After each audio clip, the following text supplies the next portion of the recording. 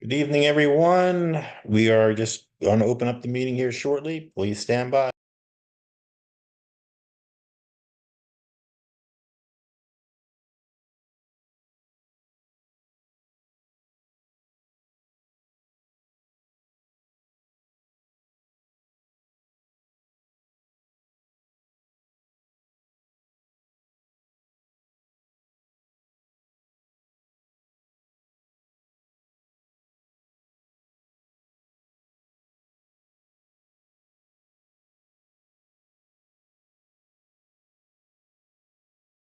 Duncan, what's up, brother? Where is your sound?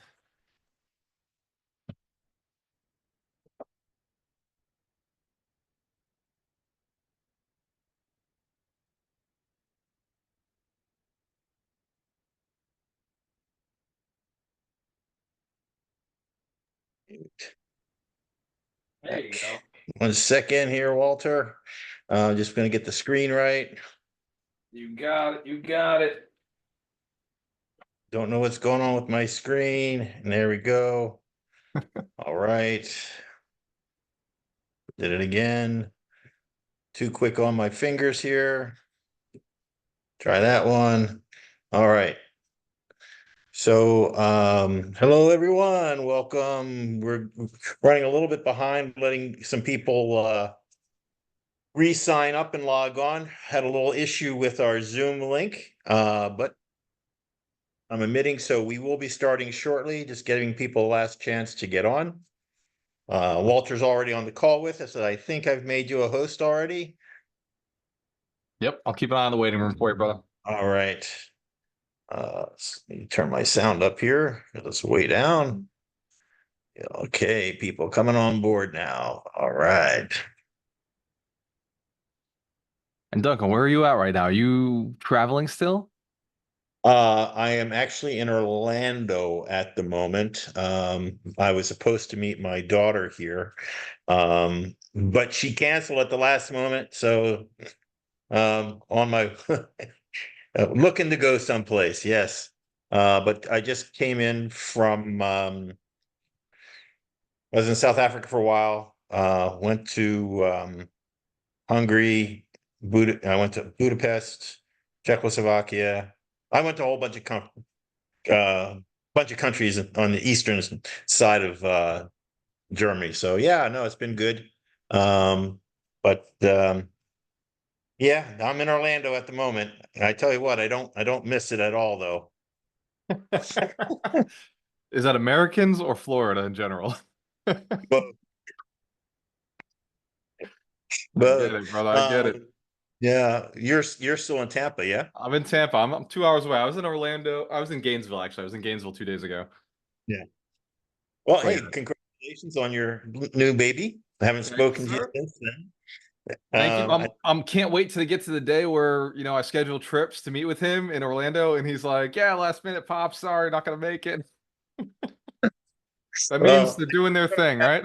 you're going to be having lots of trips to Orlando as he's growing up, going to Disney and Universal and all that stuff. So Absolutely. you better be a millionaire by that time because that's what it almost costs to get into the theme parks here. I'm like, what?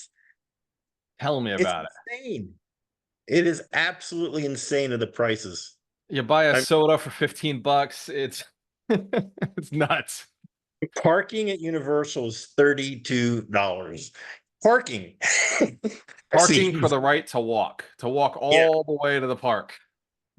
I guess insane. But anyway, all right. So here we go on. Allow recording. Yep, we will do that for you. Oh, okay, we view people, get them out of the waiting room. Admit Sarah. Sarah can't be in the waiting room. All right. Come on, Sarah. Hello, Sarah. Are you in here yet? Is that Kelly? I'm Kelly not sure. membership? I don't know. Let me make Sarah a co-host here real quick so she can do our update. Yep. There she is. Awesome. I All see right. Jen Sullivan's here, Brandon's here. Trish is coming on board. We got They're Rich coming. Foreman. Rich Foreman, my man. Good to see you, brother. All right. All right. How you doing? Good to hear your voice. Yeah, haven't seen you for a while. I've been in Florida for the last 4 years, Richard. Great, great. I'm envious. It's one of those things where some of us do it, some of us dream of it, and we all talk about it. Yeah. How's Uh, everything going with your, do you still own the mill back in Fall River? No, we sold that a few years ago. Smart man. That was the Yeah, time to get out. yeah. Congratulations. Well done. I see David Labus here. We got Neil's here, Rick Johnson. We got Trisha Daly's here. Alan's here. Alex here. David Lobb, my dog, here. Awesome. Awesome. I love it. And Kelly, I heard Hannah's doing amazing. She's crushing the college life. She's got a new job now, doesn't she? Yeah, she graduated twice, magna cum laude, and she just finished her first film starring uh oh, what's his name? Billy Zane. Remember Billy Zane. he was on Titanic. He was the tall, handsome, top hat wearing guy. So the movie hasn't come out yet, but she just finished her contract, 17 months, making the big bucks. Congratulations. She did all the Yeah. hard work to get there. Yeah, she did really. Like time and a half, like 16, 17, 18-hour days. I'm not kidding. Some of those days. Yeah. The apple doesn't fall too far from the tree, as they say. She's got a much better work ethic than me. Ask Duncan. I don't know. I still remember the texts from you at like midnight. We do the REAI and I'd be getting texts all the way through the night. Yeah, night owl as I still am. But remember, Absolutely. I'm on Alaska time. Actually, one of my partners is in Alaska right now. He flew out there and I think it's full sun right now. They're full sun 24 hours at the moment. Just starting to wane because the longest day of the year was July 21st or something. So now it's starting to get less and less. But yeah, in central Alaska and northern Alaska, it's still light all the time. Yeah, you can read a book outside at 3 a.m. It's crazy. A great market to own real estate in. Although I just discovered that Alaska is about the size of the United States. If you count all the little islands, if you look at it and you put it on top of the United States, Alaska is freaking huge. It's like 3 times the size of Texas. So Right. we have that over Texas. Yeah, I can't tell that on any other map. It looks to me in my world, I was saying this to him the other day. Oh yeah, they make it about this Alaska size. is like a little island next to Hawaii, isn't it?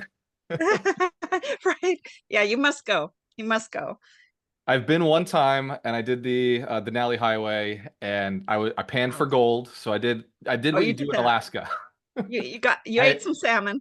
I ate salmon, I ate moose, I ate some elk. Did Alaskan things. The Alaskan stuff. All right. Hey, Well, let's Duncan, kick are off, we guys. recording? It's our September general meeting. Let's kick off because we want to be right on time. I want to get Walter on board to have his educational section. So let me first go through before we do anything. Is this first of all welcome our members and our guests. Good to have you on board. Thanks for putting up with the sign up for on the Zoom link. Really appreciate that and your time to be here at this meeting. It's going to be very beneficial, and we want you to stay to the very end because today's educational session is going to be very, very, very, very important to you. So make sure you stay to the end. Just before we start, though, the liability disclosure is that Boston Re assumes no liability or responsibility for the outcome of any real estate transaction, decision, or any other action by any other Boston Re member or visitor entering into the result of attending any meeting, listening to a guest speaker, or talking to any other Boston Re member, guest visitor person. Now that we have that out of the way, if you haven't been with us before, thank you for being here tonight. We are the largest and most active REIA as part of the national REIA and deal flow networking and education, and we try to be your number one investor resource, provide all the materials you need to run a successful real estate investing business. And we are the part of the largest trade association in America, the National Real Estate Investors Association. Your membership is also paid for, pays their membership fee, so you can get a whole bunch of discounts, bonuses, and a lot of other good stuff. So be proud to take part in being part of the National REIA organization also. And we have a lot of vendors we'll talk about a little bit later on. I want to talk about the market update if Sarah is with us right now. Sarah, are you with us? I saw your name in there. You Yes, are. All I'm right. here. Okay. Duncan, I'm going sorry, to Duncan. I'm just making sure we're recording. We We said are record. recording. Yeah, we Okay. are recording. All right. So Sarah is our investor-friendly realtor, and she has her hands and eyes on the what's going on in the market, and she's going to give you an update. So I'm going to hand it over to you, Sarah. Thank And you. let me make sure you are a co-host. You are. I Oh, am. you are. Okay, super. Take it away. Just here. Thank you. All right. I think you can see my screen now. Yes. Yes. Awesome. All right. So, as you may be aware that interest rates has been really going in the right direction, going down and, cooling off. The 629 is the daily thing. So we're very, very close to the lower sixes, which is excellent. It is helping a lot of buyers getting approved. And, even helping a lot of sellers make a move because now they can afford more house. Inventory actually has been gone up from last year, about 30% more than it was last year.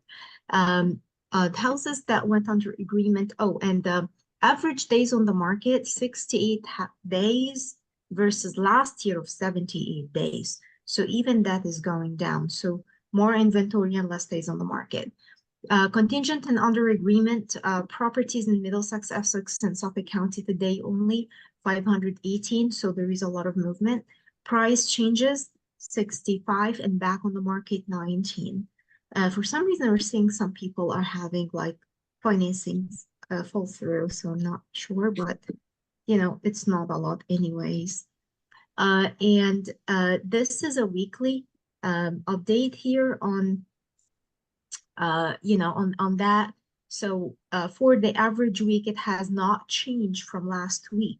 So the average of the week has been 635%, and it stayed the same from last week. What Sam Hutter is saying this week is mortgage rates remained flat this week as markets await the release of the highly anticipated August job report. Even though rates have come down over the summer, home sales have been lackluster. On the refinance side, however, homeowners have bought in recent years are taking advantage of declining mortgage rates in order to lower their monthly payments. So we did have people that buy at 7 and 8 and higher, like, not by a lot, but, not more than like 8.5. So those people are taking advantage of refinancing. And that will be it for the market update. Awesome. So just very quickly, Sarah, are things moving again in Boston quicker? Yes. Awesome. And are you seeing multiple offers on properties? Yes. Yep. Are there still, I think the number one question people want to know too, actually, are there still deals out there? Deals as in fix and flip That deals, as in like what investors you mean? should buy. Yeah, there are investors are selling, buying and selling left and right. Yes, there Okay. are. Mhm. So, and there's money out there to do deals. Yes, a lot of money. Okay, so why don't you tell them about your services and how you can help them get the best deal in Boston? And tell them what Yes. an investor-friendly realtor is and what makes you different. So a friendly realtor, investor-friendly realtor basically have a very, very understanding of the market and, knowing what an investor would need on both sides, on buying and on selling. Because eventually, like, as an investor, you make your money on the buy, but you don't recognize it until you sell. But you do make it on the buy. So, and there is a lot of work that comes to that, putting all the pieces of the puzzle together until you make it happen. And it's not only enough that you did well in the beginning, but you also make sure you want to continue to do as perfect to completion, which is completely exiting out of the deal. Awesome. Well, your contact information is up on the screen. You want to tell them how to get a hold of you? Yeah, I will actually put it in the chat. Awesome. We can put it in the chat, so it's just a bit easier. And just to be sure, Yeah. clarify, people, you need an investor-friendly realtor who's not afraid to go and put in offers for you and fight for you. 100%, and have seen it all, Mass and New Hampshire. So Okay. not Yeah. just Mass. Don't be afraid to, put in an offer and have Sarah and, guide you through the process, especially if this is your first time. There are many pieces to put together and realtors are working for their money. So even though what NAR says is going on, I mean, is that impacting anything, Sarah, or any changes that any investor needs to know about with the, seller buyer fees and up there? So of course, like, I think the reason this already started because people were not like educating their clients the right way. So I don't think there is a lot of changes. I mean, anything can be written in the offer, and it has been like that since before even. So um, I had situations where I was representing the buyer, and the compensation wasn't like even acceptable. I would put it in the offer, like, seller to pay 2%, 2.5%, 3%, even though it was originally offered a lot less than that. So it's just like anything new. It's just gonna, you know, cause a lot of like questions and confusion. And then, until the dust settles, and then I think we will have more, maybe like a better idea navigating through this. But until that happens, I think like, everything is negotiable. I mean, commission has always been negotiable, so nothing has really changed like drastically. And just Awesome. like as representing the seller, you would go and negotiate for your commission. As a buyer, you just go and negotiate for your commission as well. So same thing, I would say. So Awesome. Thank you, Sarah. And that's one yeah, thing here, Walter said all the time is everything's negotiable. So, yeah, and that's just not only in real estate, everything yeah, is negotiable. And 100%. Walter will teach you how to ask. I've seen him Yep, do this through quite a few different things. So I'm just going to come back on and give you a little bit of an overview real quick and take my screen back here, yep, figure it out here real ready. quick. Go back to here. Share. All right. So there's Sarah's information and nice picture up there once again. And she has it in chat. So please make sure you contact Sarah. She is on our expert team members and she is on our website and has many, many referrals while working with her. So we have other local business partners. I did speak about money. Guys, we have hard money, soft money, transactional funding money. We have brokers. We have normal banks who all want to give us money as part as being our business partner. So please look on our website to find out more. We even give you free proof of funds if you want to go and put in an offer. Under 500,000, you can get it immediately off the website, quick turn money. And that's for if you're doing quick flipping a deal.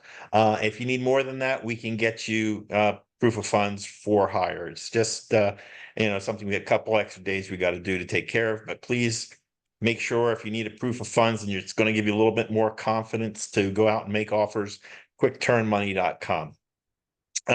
One of the other benefits of the REIA is that you can post your property to thousands of investors in the members area. And we invite you to please upload your details. I see them on Facebook, but Facebook, is only one avenue. This is another avenue to get in front of Boston members only. So it's right there in your members area. That's what it looks like. Upload your deals there. And if you want information about an area down to the neighborhood level, we also have our data portal, courtesy of the National REIA, which will tell you at a glance what the housing market's like, what the surrounding homes are like. It gives you a lot of data on the area. Again, this is free to use with your membership. Other companies would charge you $99 a month, but you get this free as part of your membership. Also, we have Life in Air. This is really how to incorporate wholeness into your life, along with real estate investing. If you haven't become a part of the Life in Air live your life whole message, please just send an email to bostonrea@lifeinair.com and we'll get your account set up. You can read more about Life in Air on our website too. And very quickly, we're going to have Sarah come back and tell us about Home Depot in about 2 minutes and why it's beneficial for you. And this is one of the biggest things that we can provide for you is huge discounts and cash back from Home Depot. So, Sarah, do you want to take control again? Yes, I am Thank ready. you. I think, let me stop my share. There you One go. second. All right, share. And I think you can see it. Mhm. Okay, fantastic. All right, let me just move here those pictures. Okay, Home Depot, this is my absolute favorite part because our members are benefiting tremendously from that program and what it does for their business. So just like any rewards, program like CVS or Stop and Shop or any rewards program, the more you spend with them, the more cashbacks and rewards and stuff you get in return. Home Depot is no difference. Okay. Home Depot Pro Extra, you can walk to Home Depot and just sign up there. However, with Boston REAI, Duncan and Kelly have negotiated special deals, exclusively available for our members. So this is only available. You must be a member of Boston REAI in order to have access to these extra benefits. I'm going to go over what you get as a Boston REAI member and benefiting from these rebates available with the Pro Extra, Home Depot Pro Extra. So all of our members, they get to rebate 2% rebate biannually on all of their purchases. The minimum spend has to be $5,000 per period. So what that means, Home Depot has a set period that's from January 1st until June 30th, and then July 1st until December 31st. So it doesn't matter when you signed up. Let's say today is September and you signed up, so you only have until December 31st to make a purchases of $5,000 to qualify for that 2% rebate. Of course, $5,000 or more. And how it works is that you get a Home Depot gift card for any rebates that's under $1,000. $1,000 or more, you get a check, a physical check in the mail, and that gets mailed out within 60 days from the closing day of each cycle.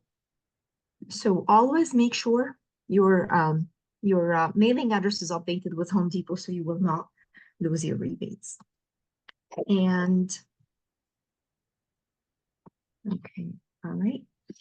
Also, our members, they start at the gold tier for paint. So paint, what does that mean is that you get 20% of paint regardless to how much you spend, or so you can sign up tonight and then you have a project that the last piece of it that needs just paint, you can go tomorrow and you get 20% immediately.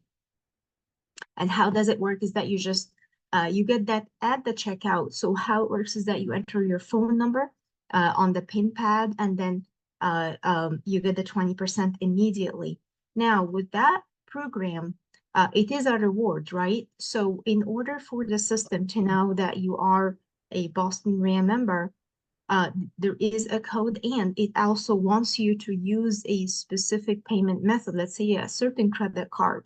So if you swipe, and that's the only way you can get the 2%. So when you swipe that registered card, that's when you get the 2% accumulated at the 6 months after, after the cycle ends. So you get the 20% immediately at the checkout, and then you keep accumulating the 2% as you go until the cycle ends.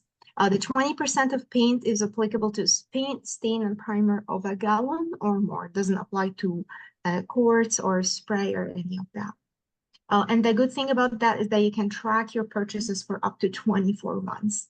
Not not like 2 years, but 24 months, like September, you can go back in the September 2 year, go back 2 years, 24 months. Also, our members can get up to 20% off select Hampton Bay kitchen and bath cabinets if purchased 10 or more cabinets in a single transaction. How it works, you get 10% from National REAI, 10% from Home Depot. The best part is that you can stack those discounts with any other discounts going on at this particular store at the time of the purchases. So you at least guarantee 20%. And of course, pay with a registered card or registered payment method. They give you so many options, like 6 of them or so, like a checking account, a PayPal, a gift card, stuff like that, of course, with credit cards. So you will have plenty of options to register, and you can register as many cards or accounts as you want. Also, they have a volume pricing program or bid room. This is absolutely fantastic for more or additional discounts. And it's very simple how it works. You need to prepare a list of large items that's gonna cost $1,500 or more in a single transaction. Bring your list to the pro desk, have them prepare a quote for you. And then once they do that, have them send it to the bid room. Within few minutes, is gonna come back to you with any applied discounts for up to 15%. And you get that at the checkout. And then again, if you pay with that registered payment method, like a card or something, that's how you accumulate your 2%. The only thing that I wouldn't send through the bid room is the paint, because you just get a better deal with the 20%. So the maximum of the bid room is 15. So you get a better deal on the gold tier as a Boston REAI member. These numbers, actually, Duncan update me with these numbers. So those are the most updated things. So in the past 6 months, Home Depot paid out to chapter members more than $500,000. Average rebate is almost $1,500. And actually, okay, fantastic. I still have that.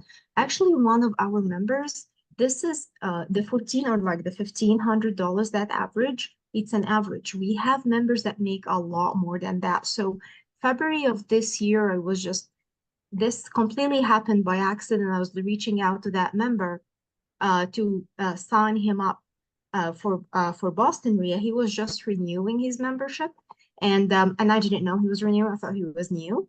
And he said, no, you set it up a year ago when I joined, and I just got a check that was over $1,800 for my second 6 months for Pro Extra. So our members are, and of course I got his permission to share this. So those are real numbers. So those are the average numbers. This is one of, so people are making more than that. That alone is enough to buy you like memberships for many, many years in one cycle. This is Kelly's information. Please reach out to her, take a picture of the screen, text her, give her a call. As soon as you sign up, I will come in the picture and I'll help you. It's very simple. We do it directly from the website of Home Depot. It takes about 10 minutes. But everything has to match for this to work. So we need to start first being a member of Boston REAI, and then become a member of Home Depot. All right, thank you so much. Sarah, thank you very much once again. And what Sarah said, things have to match, they have to match. So whatever email you use with Boston REAI and whatever phone number you use with Boston REAI have to be the same in both the home Pro Extra and then and our membership database, because Home Depot does an audit every year. Even so, if you put that code in, people like to get that code and think they get the discount, but if they're not found within our system, they don't get it. So always make sure they match. And if you don't get your bonus at the end of the year or at the middle of the year, please reach out to us to sort that out. And we will make sure you get your cash back. And that was only the cash back. Remember the discounts. And I also just want to mention very quickly that you can stack your military discounts if you are a member of active military veteran on top of those also. So, if you haven't signed up for if you are military, haven't signed up for the Pro Extra account yet, please link your military ID to your account. So, thanks again, Sarah, for the You're so Home welcome. Depot discount, your investor-friendly REIA, and our Home Depot contact person. So let Yes. me just get back to my screen here, moving it along. Oh, going the right direction. And just very quickly, we have many, many discounts like that, from insurance products to Office Depot, 25% off, many things. Get your signs, Rent Perfect. Instead of, that's a background check. You can get started for 95 cents setup fee, and Rent Perfect does all the background checks for you, and you don't have to worry about pulling records and all that sort of stuff. So they go through it like a detective and will basically tell you this is a good tenant, this is a bad tenant. But we have many, many other options, and they're all on our website. And membership with the Boston REIA gives you all of this included. So you score with that. So our goal is, if you're serious about making money, to make you money and to save you money. So our yearly membership is $320 per year for single, $450 for couples. If you only want the Home Depot benefits only, that's $140. Again, text Kelly 864-906-4111 for more information to join. So this is the good stuff. We got you through all the announcements and all that. Gualter has been around for a long time, and in real estate years, it's probably about 8-9 years. I think he's been in 16 real estate. years. How many? 16. Oh my gosh, you look so young. So in that time, he has made millions. He's been a speaker. He actually helped us bring the Boston REIA back from COVID for a year, being our MC. But he's also a best-selling author, a renowned real estate investor. He wrote 2 good books, Broke to $250,000 and The Real Estate Alchemist, Get the Deal. I am seeing more and more and more of his people making, I literally see him all over the place now in the Alchemist Nation. And his program, Get the Deal, is making waves. So, yep, that's him up there on stage. You see him in front of you. Great guy all around, great real estate investor. So has many things to share with you tonight. So please stay on to the very end. He does like interaction and to answer questions. So I'm not going to stop him. I'm going to hand over the meeting to him, and get your pen and paper handy and get ready to take lots of notes. Awesome. Thank you so much, Duncan. It is an honor to be back in Boston hanging out with our community. Let's give Duncan Weirman, Kelly Weirman, and Sarah a round of applause for all the work they do with the Boston REIA for the last decades. It's been decades now that the Boston REIA has been around. Before we get started, Duncan didn't lie. So I am a very interactive speaker. What that means is if your camera is off, I'm going to turn my camera off and I'm going to stop talking and I'll walk away. But if your cameras are turned on, my energy goes up. I'll probably teach a little extra. I'll give some extra juice to add to the fire or the flame of this. I was financially free by 30, a millionaire by 32, and a multimillionaire by 34. I'm now 38. Just had my first son. I'll probably show you some pictures of him because I'm a doting father. And my mission is to build millionaires. I started off with this simple mission of build 100 millionaires. And then later on, I upgraded the mission, said build 100 millionaires who are inspired to build 100 millionaires. And then I met Vinny Chopra. Vinny Chopra is a billionaire himself. He came to this country with $7 in his wallet, and then he invested in real estate. At the age of 54, he was already a millionaire, but his wife told him, you can't spend more than $1,000 investing in multifamilies because she was scared he would lose it all. Show of hands if you're familiar with spouses being afraid that you'd lose everything. They built a great life for themselves. And Vinny said, okay, I got to get into this. So what did he do with that $1,000? He bought, you guessed it, a course. It was Dave Lindahl's course. He went to the event. It was a 3-day event. And at Dave Lindahl's course, what did Dave Lindahl do? Well, you guessed it. He sold a $40,000 program. And so he had his wife in the background saying, you can't spend more than $1,000. He's already spent the $1,000. What did he learn at that course? how to use other people's money. So he found an investor who invested $200,000 with him. He took that $200,000, he grabbed 3 other partners, and he paid for his course and their courses. 3 months later, 2 of those partners disappeared. There goes $80,000 invested of not his money, other people's money. What happened over the next 14 years is Vinny raised $280 million and purchased $1.6 billion worth of real estate. His wife, to this day, says that that $1,000 was the best investment of their lives. So, if you understand, the spouse is usually right. She says you're only. It made him get creative. So, as we're jumping in, let's turn the cameras on. I see Alan's got the camera off. Let's switch it up. Alex, Brandon's already on. Also, let's give Brandon a round of applause. Janice, I see you. Thank you. Keep the camera on. We're going to be very interactive today. Sarah, thank you for having the camera on. Cliff, Hippolyte, up in Brockton. I appreciate you, bro. Thank you for keeping the camera on for us.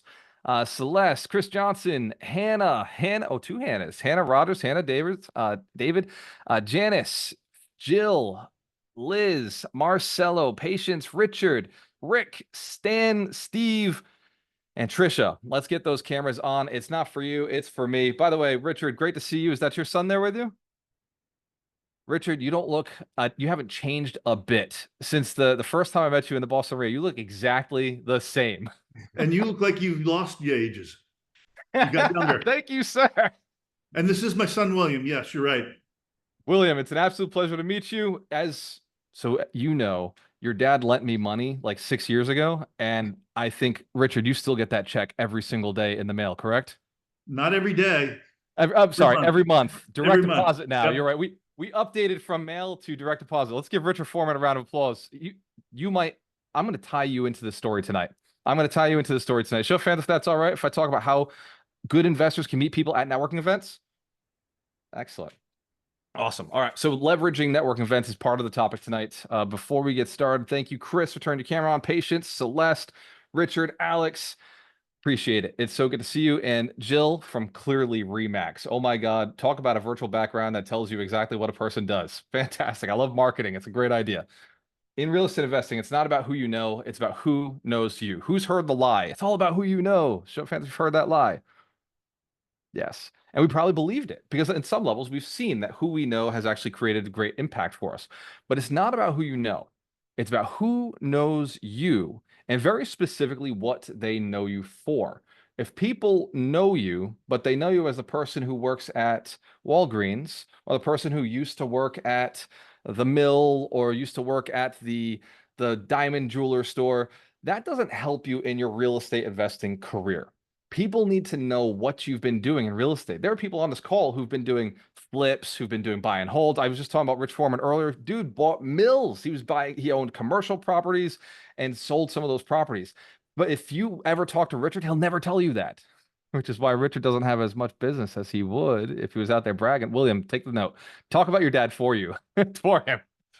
And so real estate investors and entrepreneurs and agents, a lot of times we kind of get lost. And if people don't know us, they can't bring us deals and they can't bring us capital. Show fans, if you'd like more deals and more capital in this market right now, and I mean deals, I don't mean properties, I mean cash flowing assets, things that would bring in money. So tonight on this talk, we're going to talk a little bit about how to get known a little bit better and not in a because if you follow my Facebook, it's very flashy. There's a lot of stuff that I do. It doesn't have to be that way. That's my own personal fun. That's my hobby. My relationships have been through communication and one-on-one interactions. I'm not a huge fan of business cards. In fact, I kind of don't like them at all. I like phone numbers. I like relationships. I know if I wanted to call anybody on this call and I said, hey, by the way, I got a great deal, you'd probably pick up. Show fans, if that's true for you. If there was a deal involved, yeah. But if I saw your business card, how would I know? How would I know there's a deal? How do I know that you're an opportunity, especially if you're a realtor or an investor? Show fans, there's a lot of realtors and investors in the market who all sound the same. We all sound the same. We all got the same stuff. Well, tonight, I will touch on that a little bit on how to differentiate yourself, but primarily I'm going to focus on cash flowing assets, on how to acquire cash flowing assets. I'm going to go bonus because Duncan basically teased me into doing it. I'm going to go a little extra since there's so many people with the cameras on tonight. I'm going to talk about the 4 different types of leverage that we need as investors. And I'm talking about wealth stacking. Financial freedom is designed by you. I have a billionaire friend. He's not a billionaire. Let me take this back. He only owns $800 million worth of real estate. Show of hands if we agree that's not a billionaire. But he's close. And if he keeps it up, he'll probably get there. He's also a CPA. And his experience has built him so much. He's a great manager. By the way, write this down for real estate investors who really want to level up. Leadership skills are going to be more important than your ability to evaluate a property. Leadership skills will be more important than your ability to swing the hammer or fix a property. Leadership skills will be more important than your ability to raise capital. Leadership skills are how you scale a business and how you scale your real estate business. He has 4,800 units that he owns with just his wife. We just heard 4,800 units must have been a syndication, must have been like we believe that Grant Cardone has that sort of number. This gentleman did it with just his wife. He did it over a 34-year period, a long time. So he learned along the way. But he has a philosophy and a message and a belief system that I want to share with you tonight before we get started. And that is you get what you manage for. In life, you get what you manage for. You don't necessarily get what you believe is possible. You don't necessarily get what you read in a book. You don't necessarily get what other people have. You get what you manage for. Who here has ever planned for a vacation before and it went pretty much close to what you managed, right? You at least showed up to the venue. Maybe it didn't all work out the way you wanted to, but you at least got to the place and then you ate in a restaurant or you ate venue food and you went through the experience, the general experience that you expect. Show of hands, that went for your vacation? Excellent. Has anybody had a vacation where you were like, I'm going on vacation, and then the flight took you back home without ever going to the place? Has everybody had an airplane turn around? Has anybody had that experience? It's weird because what we manage for, we tend to get in life. And yet most people don't take the time to manage their assets or manage their financial freedom. Tonight, I want to talk about what I believe is the most important component to your financial life and even in your relationships and your friendships, which is going to be your financial freedom. And before I ask you if you believe it's important, let me share. I just had my son is now 13 weeks old as of today. So every Thursday is his birthday. So every Thursday is the day that I go, wow, like one more week, we've made it, another week. And he is absolutely the most rewarding asset in my life. He's the most rewarding investment of my life. And I can say this, he's also the easiest thing I've ever done. Out of all of my life experiences, real estate investing has been way harder. So I want to be very honest and transparent. Building businesses, at my peak, I owned 12 businesses. I'm down to 4. That is absolutely harder. My son is a smaller, easier component to management because he at least loves me no matter what. My portfolio doesn't always feel that way about me. My tenants don't always feel that way about me. My partners, my staff, my vendors, they don't always love me no matter what. Show of hands if you recognize family will be there no matter what. So we want to make time for them. Financial freedom buys you that time. It buys you that ability to spend time with other people. So who here agrees financial freedom is worth fighting for and it's worth doing uncomfortable things for? And it's something we should talk about. I called my dad the other day. He's 64 years old, not financially free. He's watched me invest for the last 16 years. He was afraid to make moves because of the belief systems that he had. We call them BS, belief systems. Belief systems he had about money and about real estate. Fortunately, he passed on to me something really valuable. He said, son, all the rich people own real estate. You should do that. Now, I was 12 years old, and I said to my dad, how much real estate do we own? He said, none.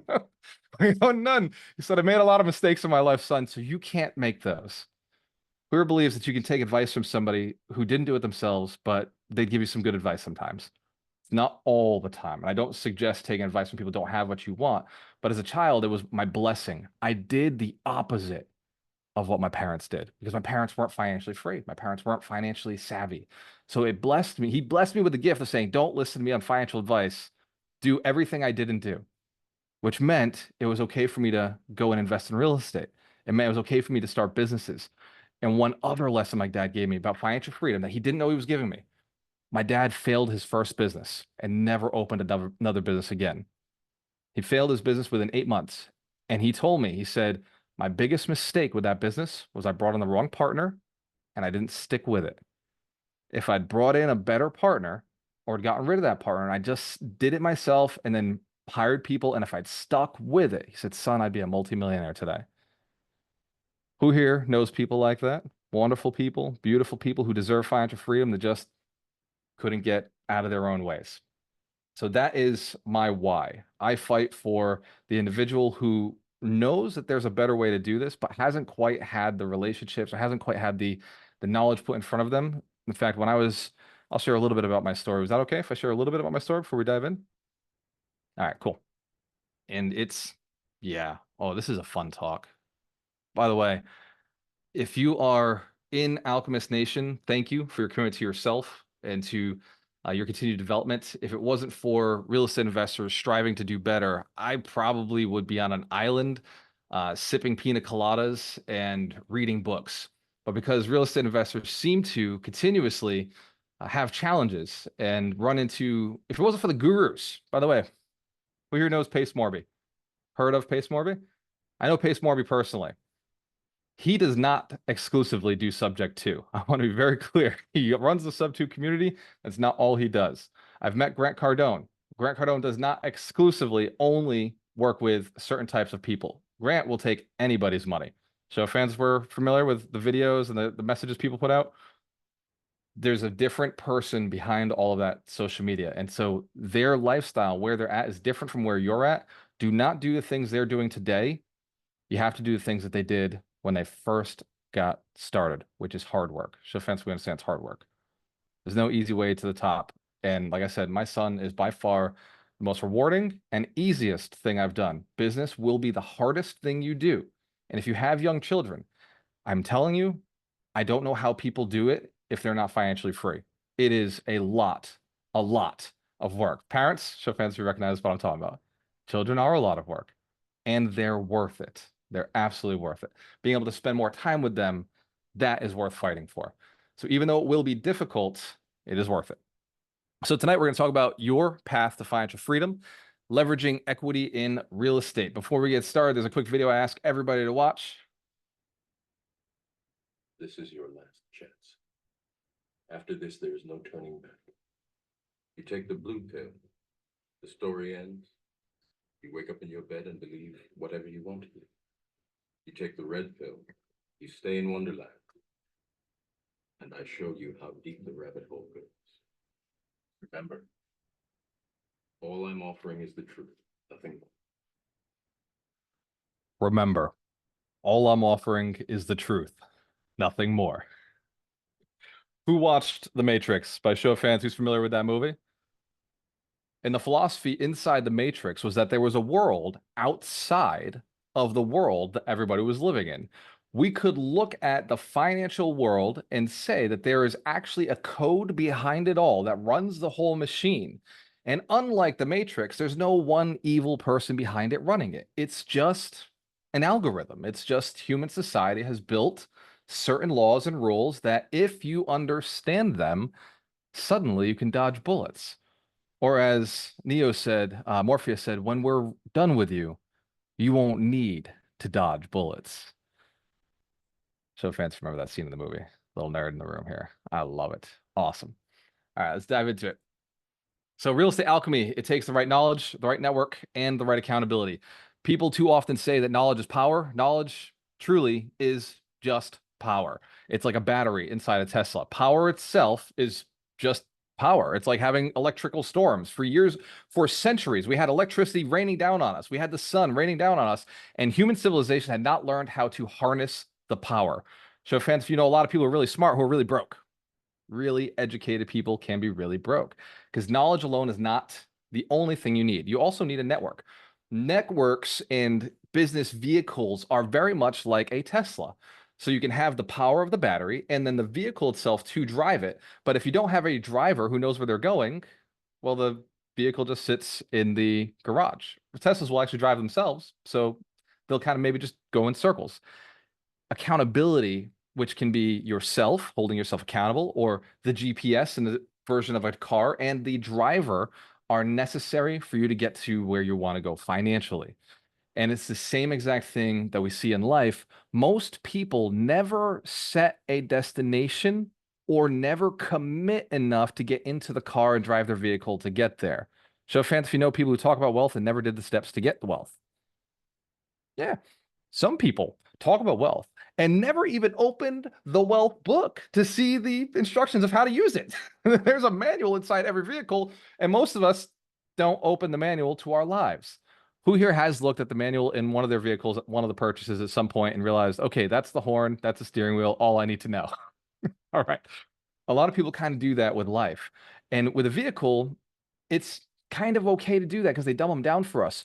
But for some reason in the financial sector, nobody's really dumbed it down for us. So that's my goal tonight, is to make it very simple so you know the 3 things you have to do in order to be successful in any career, as long as we're wealth stacking. I'll talk about wealth stacking at the end of the night. Is that cool?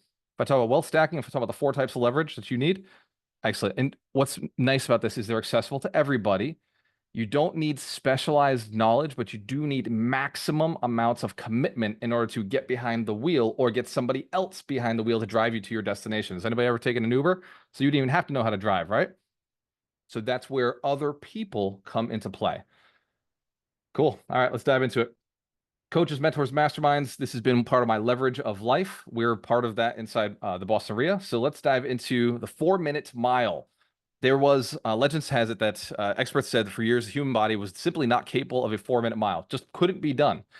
And then Roger Bannister in 1965 did break the 4-minute mile. What very few people don't know, because a lot of people talk about this story, what most people don't know is how Roger Bannister did it.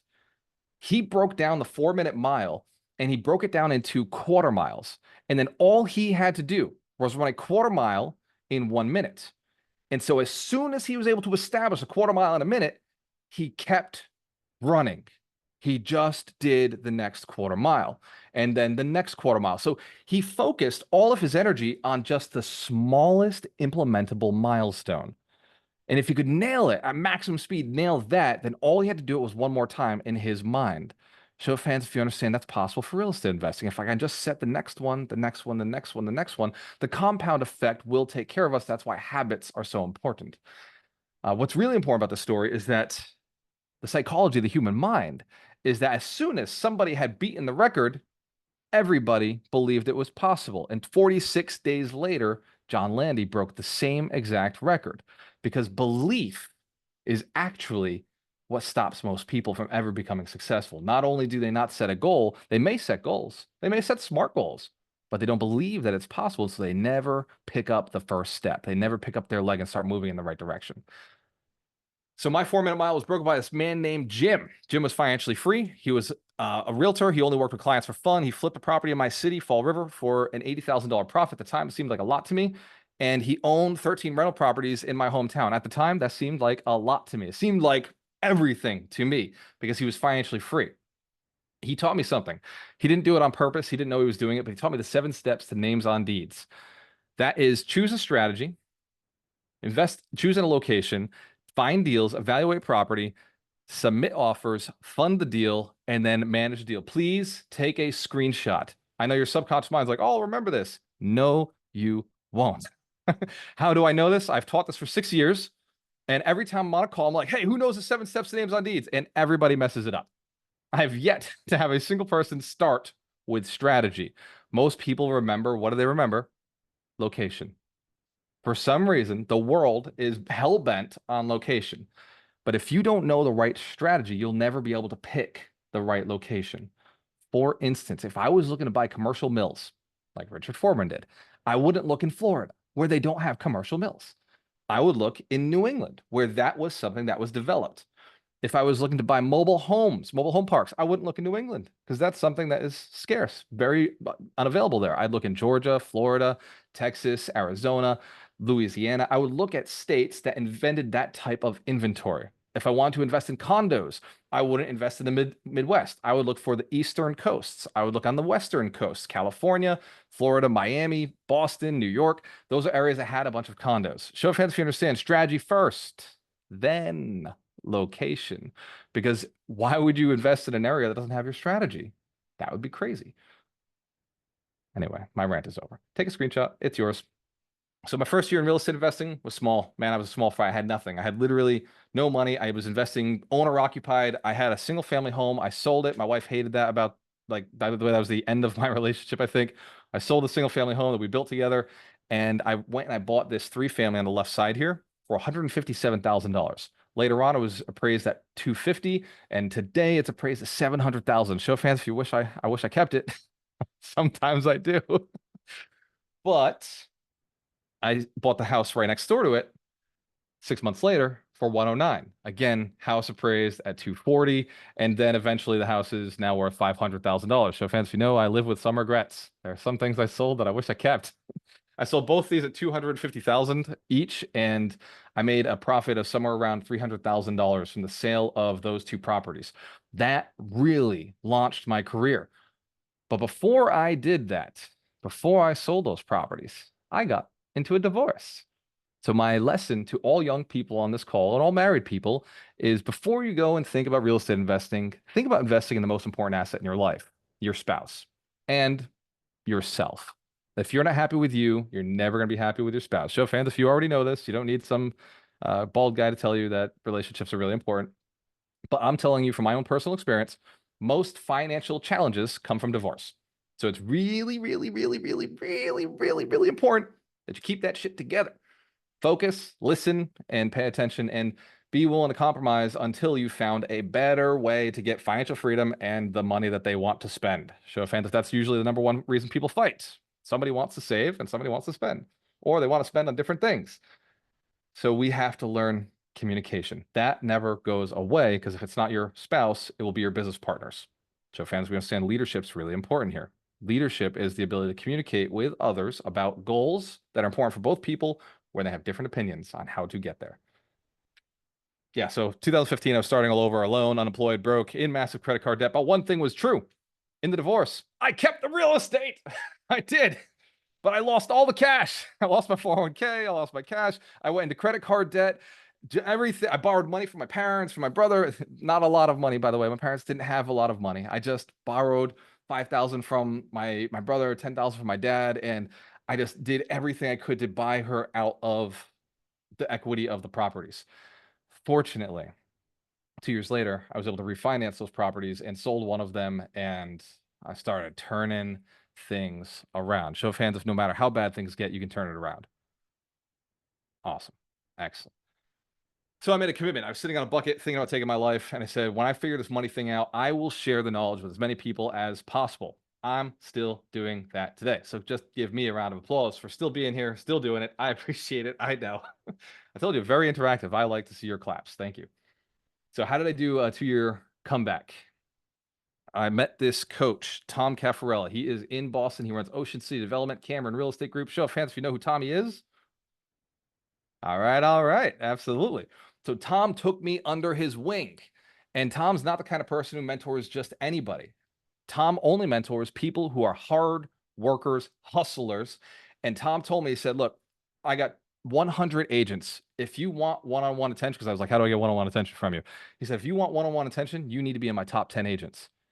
And so I just said, I'm going after that.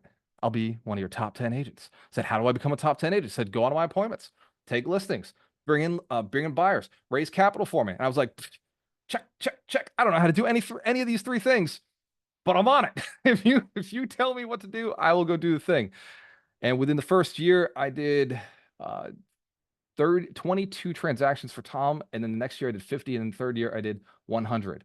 And Tom helped me raise a team of 25 agents. I partnered with Ron Bowling because Tom told me to. He said, you need a partner. Stop trying to do things by yourself. So I partnered with Ron. We bought $5 million of real estate in 2 years, 1 year after signing up with Tommy Caffarella, taking that coaching, going through the process. And we began mentoring investors in our spare time. Who here believes you'd also help others in your spare time? Whether it's family, it's friends, it's people who ask questions. Mentoring doesn't have to be build a program or a course. It's just if somebody asks you, just say, yeah, this is what I would do. This is what I did before. This is what works. So I believe you should pay it forward, which is what I'm doing tonight. So how did I buy $5 million worth of real estate in only 2 years after being completely ruined? The abundance of real estate. It is an awareness that happened to me accidentally. That's by my first multifamily house right there, $250,000 when I sold it. And right across the street, was another house my buddy bought because as a real estate investor who's investor friendly, like Sarah Ibram is, I was connecting with all the investors in my city and finding out what they were doing, what the deals were, and I was trying my best to help them buy stuff. And then I bought this house right here. That was the other house I bought, the second one that I showed you. And then this one across the street, I sold as a realtor. So I'm driving down this street and I'm looking on either side of the road. I'm like, $250,000, $250,000, $250,000, $250,000, both sides, $500,000, $500,000, $500,000. And then as I get down, by the way, I bought this house too. I bought this house right here for 170,000. Later on, I sold it for 360. And then this house right here, I sold as an agent for $500,000 right on this little street. So if you see on either side, it was $1 million worth of real estate at the time. Now it's $3 million worth of real estate on the same exact street. And I came back to a conversation with my father again. My father was full of great advice, even if he didn't take it himself. And he said, the person who owns the real estate gets all the rents. And for a moment, I had one of those moments of clarity, which I think are rare for human existence. But sometimes we have these moments where it's just like divine, whatever, the mind just puts it all together. And I realized all I had to do was put my name on deeds. And then later on, I made a rule for myself. I said, as long as it's moral, ethical, and legal, as long as it's moral, ethical, and legal, all I have to do is talk to the seller and find out what they want. And in many cases, I have found that I didn't need to bring money to the table. I needed to bring time to the table. I needed to bring a certain type of result to the table. I needed to make sure that they could sell their asset tax-free and still get paid and protect their children so that their children would get paid if something ever happened to the owner or now the new note holder. Show of hands if that makes sense to you. Names on deeds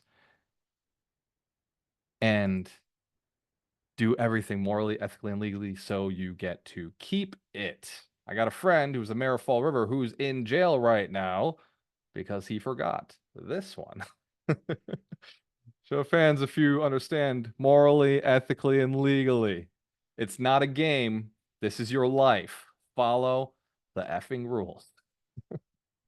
Yeah, I used to smoke cigars with the mayor of Fall River, and he never, ever talked about the shady shit he was doing. He would only talk about positive things for the city. So I took all that information, I brought it up to Boston, told all my investors in Boston, train's coming. Guess what? The train's here. And my properties have skyrocketed. So even though the mayor was, did some shady stuff, I got a lot of good information out of him. So you got to go all in real estate. Here's what not going all in looks like. Here's what going all in looks like. This is actually a house in Westport, Massachusetts, and my buddy owns it. At the time of taking this picture, it is 80,000 light bulbs. Now he's up to 120,000 light bulbs. He's a real estate investor with over 40 units. He owns 9 subways with his wife. And when I say he owns, let me be very clear.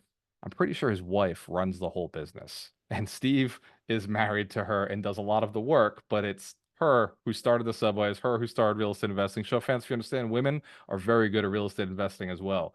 Very, very good at relationships, which is what the whole business is about. So what else does it mean to go all in? That's not going all in. That would be running away from a commitment.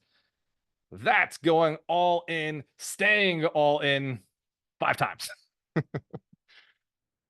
All right, so Tony Robbins talks about if you want to take the island, you got to burn the boats.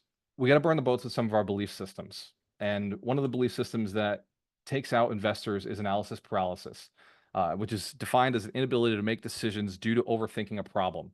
And the reason this happens to us is because the process of choosing an investment is particularly prone to analysis paralysis. And when I say investment, that's normal investments. Real estate's more complex because of location, because of property type, and because of tenants. Show of hands if you understand that's more to analysis paralysis, which is why real estate is harder to get into for people who are very analytical minds. So there has to be a component of understanding the numbers, but there also has to be a component of, I submitted an offer, I bought the property, and now we figure it out. That's why we put very, very low offers in. So even if we mess up a little bit, we bought it so well that we can make it up. Show of hands if you commit to only good deals, only doing good deals. Excellent. I saw the liability disclosure at the beginning. My liability disclosure is if it doesn't cash flow, you don't buy it. I said that always. And if you're not buying with equity, you don't buy it. I'm always going to say that. So you never, ever, if you've ever been on one of my webinars, you're not allowed to buy a bad deal. Show fancy commit. Never buy a bad deal. Good deals only. Perfect. Boston REAI, we're safe.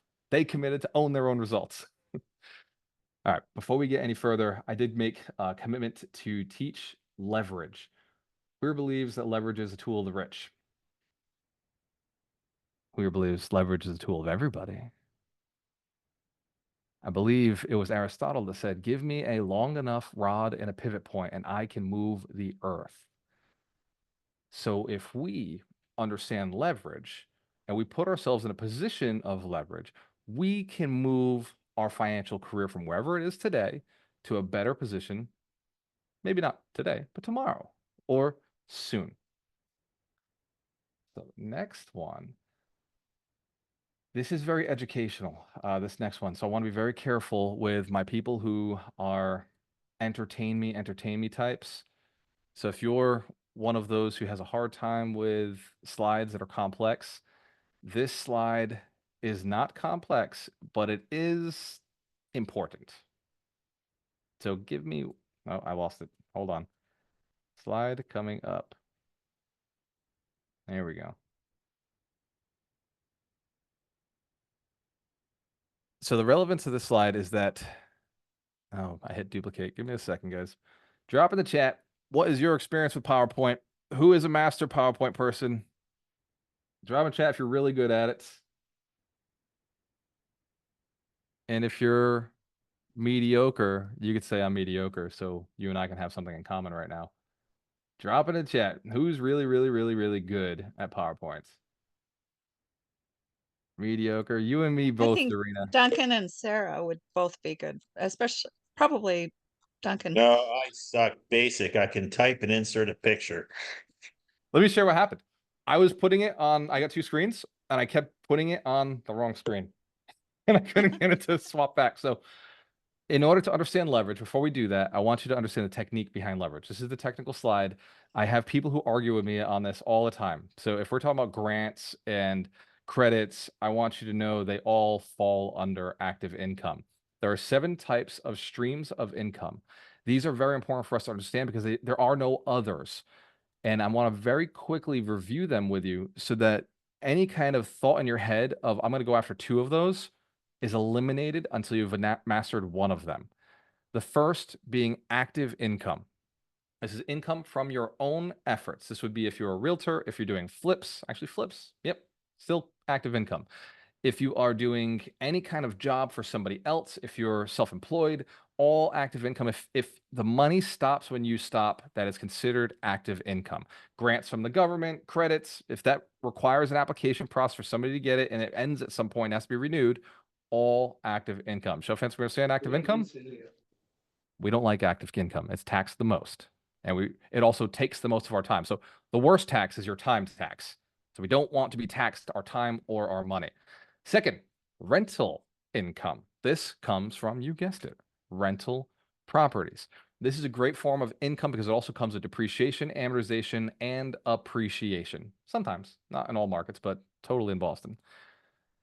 The third stream of income is dividends. This comes from publicly traded companies or paper assets.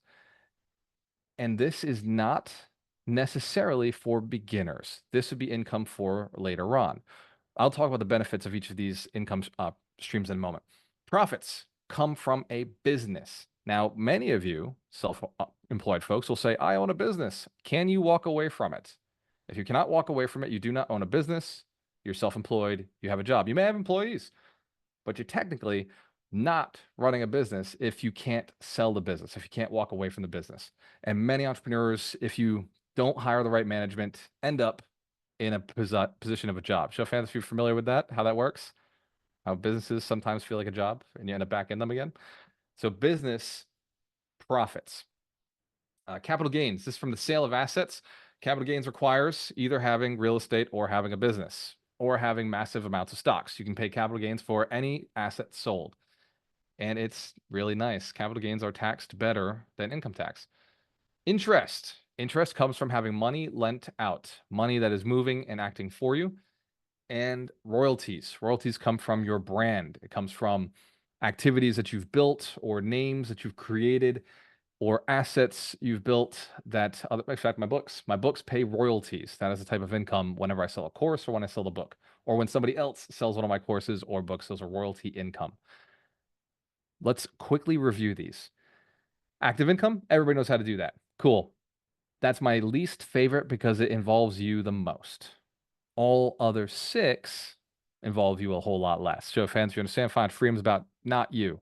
In fact, I used to say GNN stands for Gualter not needed. You may want to write that down. If you're Sarah, you might want to say SNN, Sarah not needed. And Sarah, it's possible. You hire a bunch of realtors and you hire a virtual assistant and transaction coordinator, and bam, you are out of the business as long as you got the marketing funnel going forever and ever. So it is possible in any business. Rental properties take little to no money down if you are damn good at what you do. It is possible to buy houses with no money down through agency debt or asset-based lending. It is possible to buy a house with no money down through hard money loans. It is possible to buy a house with no money down using credit cards, using HELOCs, using equity from other properties. It is possible to buy house with no money down in a lot of different ways. So I do look at real estate as one of the low equity required to start, but also very big in growth capacity. The next would be profits, is very similar to that. Business also sometimes requires very little equity to start, but a lot of effort to get to the point where it's big enough where you could sell it or it passes cash flow. Dividends, however, dividends and interest both require massive loads of capital that the bank doesn't give you. Whereas business, the banks like to lend on business, and real estate, the banks love to lend on real estate. They like business, but they love real estate. Show of hands if you're familiar, the whole American economy is built on business and real estate. That's why the government subsidizes it. That's why banks will finance it. Excellent. Capital gains, well, capital gains are tricky. You have to have assets. So if you don't have real estate, a business, or lots of stocks, you don't end up getting the access to capital gains. So they're a stream of income that comes later on. But I have condos that I purchased and I sell 2 a year. And so that capital gains has become a form of passive income because it's just a matter of send an email to the investor, to the agent, and the agent goes and sells the property. The agent, by the way, is my dad. How cool is that? My business, my dad. My dad gets paid every time he closes one of my deals. I love it. Keeping it in the family. I'm all about the relationships. Number 7, royalties. Man, you don't ever have to worry about royalties unless you're like a super rock star on Facebook, TikTok, or Twitter. This one, I would say, as an average person, please just ignore it. Don't try to buy into any of that. It takes so much knowledge and marketing that royalties are not worth getting into. With the side, I will just change one statement. If you build a great business and you sell the business and you keep a royalty component to the business, royalties back at you. So fans of royalties are now a great stream of income if you're a business owner. Please do not sell a business without keeping some sort of royalties. It would be insanity. Valuable slides so far. Financial freedom comes from getting one of the bottom 6. Remember, royalties take building a business and then selling the business. So there'll be capital gains and there'll be cash flow and profits, and then eventually you'll get to royalties. Same with real estate. It takes buying or building the real estate, cash flowing the real estate, and then eventually selling the real estate and to invest in either interest notes or investing into dividends or investing into something that would provide you royalties like a business. So fans, we understand you can't do it through active income, but if you do have active income, don't stop. You need to pay your bills. The first thing you want to do is reduce expenses so your active income buys you more time so you can work less. If you don't have time, it's really hard to invest in assets. Show of hands if you agree on that too. Time, money takes some time. It does. To educate yourself mostly. So 5 types of leverage. First, people leverage. This is labor, skills, and knowledge. So why leadership is the most important skill in my book for you to level up in anything. Number 2, money leverage. It's capital, credit, cash flow. If you have bad credit, please pay off your bills. Please just get your credit right. It is so important. I just got an 826 score. You know what you do with an 826 score? Request credit lines on your businesses because I don't need it. I don't need the credit. That's the best time to go and get business lines of credit. Please get business lines of credit. It's so important. Please listen to that. And do it when your score is high. When your score is low, they're never going to give it to you. Number 3, audience leverage, attention, market, clients, man, relationships. I just want to say it again, so important. No matter what business you're in, continue to stay in touch with everybody that you have in your database, and like stay in touch, whether it's putting them into some sort of plan or connection, or we get together once in a while, text them, just some way to stay in touch. I use Facebook as a way to connect with my audience as often as I possibly can. 4, technology leverage. This is AI, robotics, applications. Show of hands if AI is like big name on everybody's list right now. Everybody's thinking AI. This to me, lowest number. I don't care about AI, robotics, or applications. I care primarily about people, money, and audience, because that has been the most leverageable for me. And the last one is purpose leverage. This is your vision, your passion, and the impact you want to create in the world. If you do not have leverage on yourself, you'll never be able to leverage other people. If you don't have a big vision, good luck getting anywhere. If you don't even have a vision for your customers, you don't have a vision for where your investors are going to be, or where your sellers are going to be, or where your tenants are going to be, you're never going to be able to build a business that people want to get into. Show of hands if you understand vision and purpose are very, very important. It's hard to motivate yourself when you don't know where you're going. Excellent.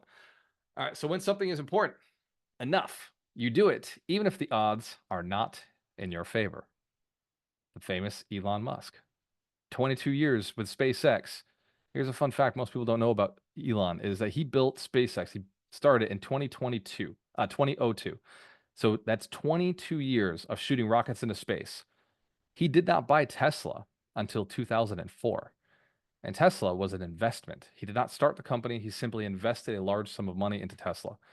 He built SpaceX, and that's his business. Show of hands if he's invested in a lot of other things. Just want to clear that up. Tesla was an investment. The solar company that his brother runs was an investment. SpaceX is where his heart is. And the Boring Company is another company that he invested in. But he started SpaceX. It's an important nugget for all of us.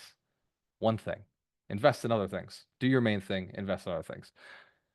Jim Rohn said an investment in your personal development is the best investment you can make. And I'm going to share with you now wealth stacking. Show of hands, that's a lot already. Have I over-delivered already? Tremendous knowledge. Yes, I told you I would. Let's go. Something promised. All right, wealth stacking. What do you start with? Different types of income. I want to review this very quickly because I get asked the question, hey man, I got like $1,000. What should I invest in? Or they'll come to me, I got 50,000, I got 100,000. What should I invest in? I've answered it so many times. I created this PowerPoint so that I don't have to answer it again. And yet, of course, like names on deeds, I have to come back and revisit this philosophy. So let's do it together.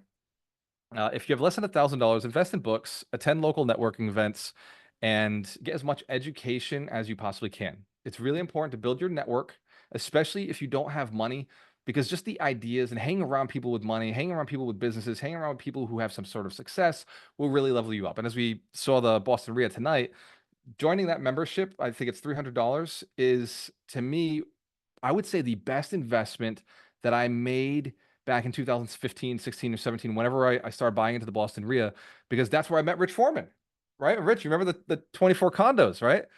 So I walked on stage. I had 900. I had a 24 condo building under agreement, and I said, "Hey, I got 24 condos to buy them for $840,000. I'm looking for 300,000." Rich came up. He's like, "Dude, like, I love this. I used to invest with Tom, so another relationship I had in common with him. He invested with my mentor. So he said, Tom used to have this investment strategy. Do you have it?" I was like, "Yeah, same exact thing." He was like, "Wow. All right." So he said, "I'll be at your office." He came down, met me at my office, saw one of the buildings we owned, and was like, scratched the check. And then now I just jump on the phone with Rich every so often to say, "Hey, we're still paying, we're still doing stuff." So let's give Rich Foreman a round of applause. Let's give the Boston REAI a round of applause. My membership at the Boston REAI gave me the right to talk about my deals. I got to go in front of the stage, talk about my deal. I was on stage for like 30 seconds, and that made a connection with Rich. There were 2 other gentlemen in the room that I met that I've stayed in touch with and still do deals with today because I met them at the Boston REAI. And that condo, I met at another REAI. I met at the Rhode Island REAI. I met the person who brought me the condo was at the Rhode Island Investors, Rhode Island REREG. So there's like 2. So when I'm like, when people ask me what membership should I get, all of them, and then show up, network, meet the people. I got the deal from Rhode Island. I drove to Boston. I got partners from Boston, and then I went back to Fall River and I did the deal, and I paid my partners and I paid off my my wholesaler who brought me the deal. Relationships are really important. So if you have less than $1,000, please focus on relationships, focus on knowledge. There's a great book that I would suggest everybody reads, Rich Dad Poor Dad. If you've already read it, there's another book called The ABCs of Real Estate Investing by Ken McElroy. Get that book. What a fantastic book for anybody looking to ever get into multifamily. All right. Next, the 1,000 to 10,000. Again, invest in your education, invest in your network. Stay away from Bitcoin, stay away from the stock market. You don't have enough to do anything meaningful. You really need to educate your brain. If you are going to invest in the stock market with $1,000, do it in small amounts just to learn the philosophy of the market and then hold so you can get an idea of what the stocks are doing. But please understand, nothing in the stock market could ever get you from $10,000 to $1 million.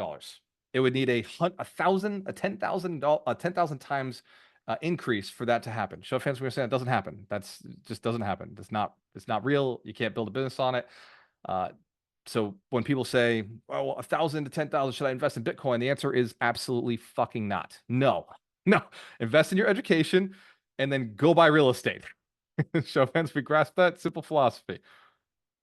Invest in a business, right? Go do marketing, learn sales, invest in a bit something.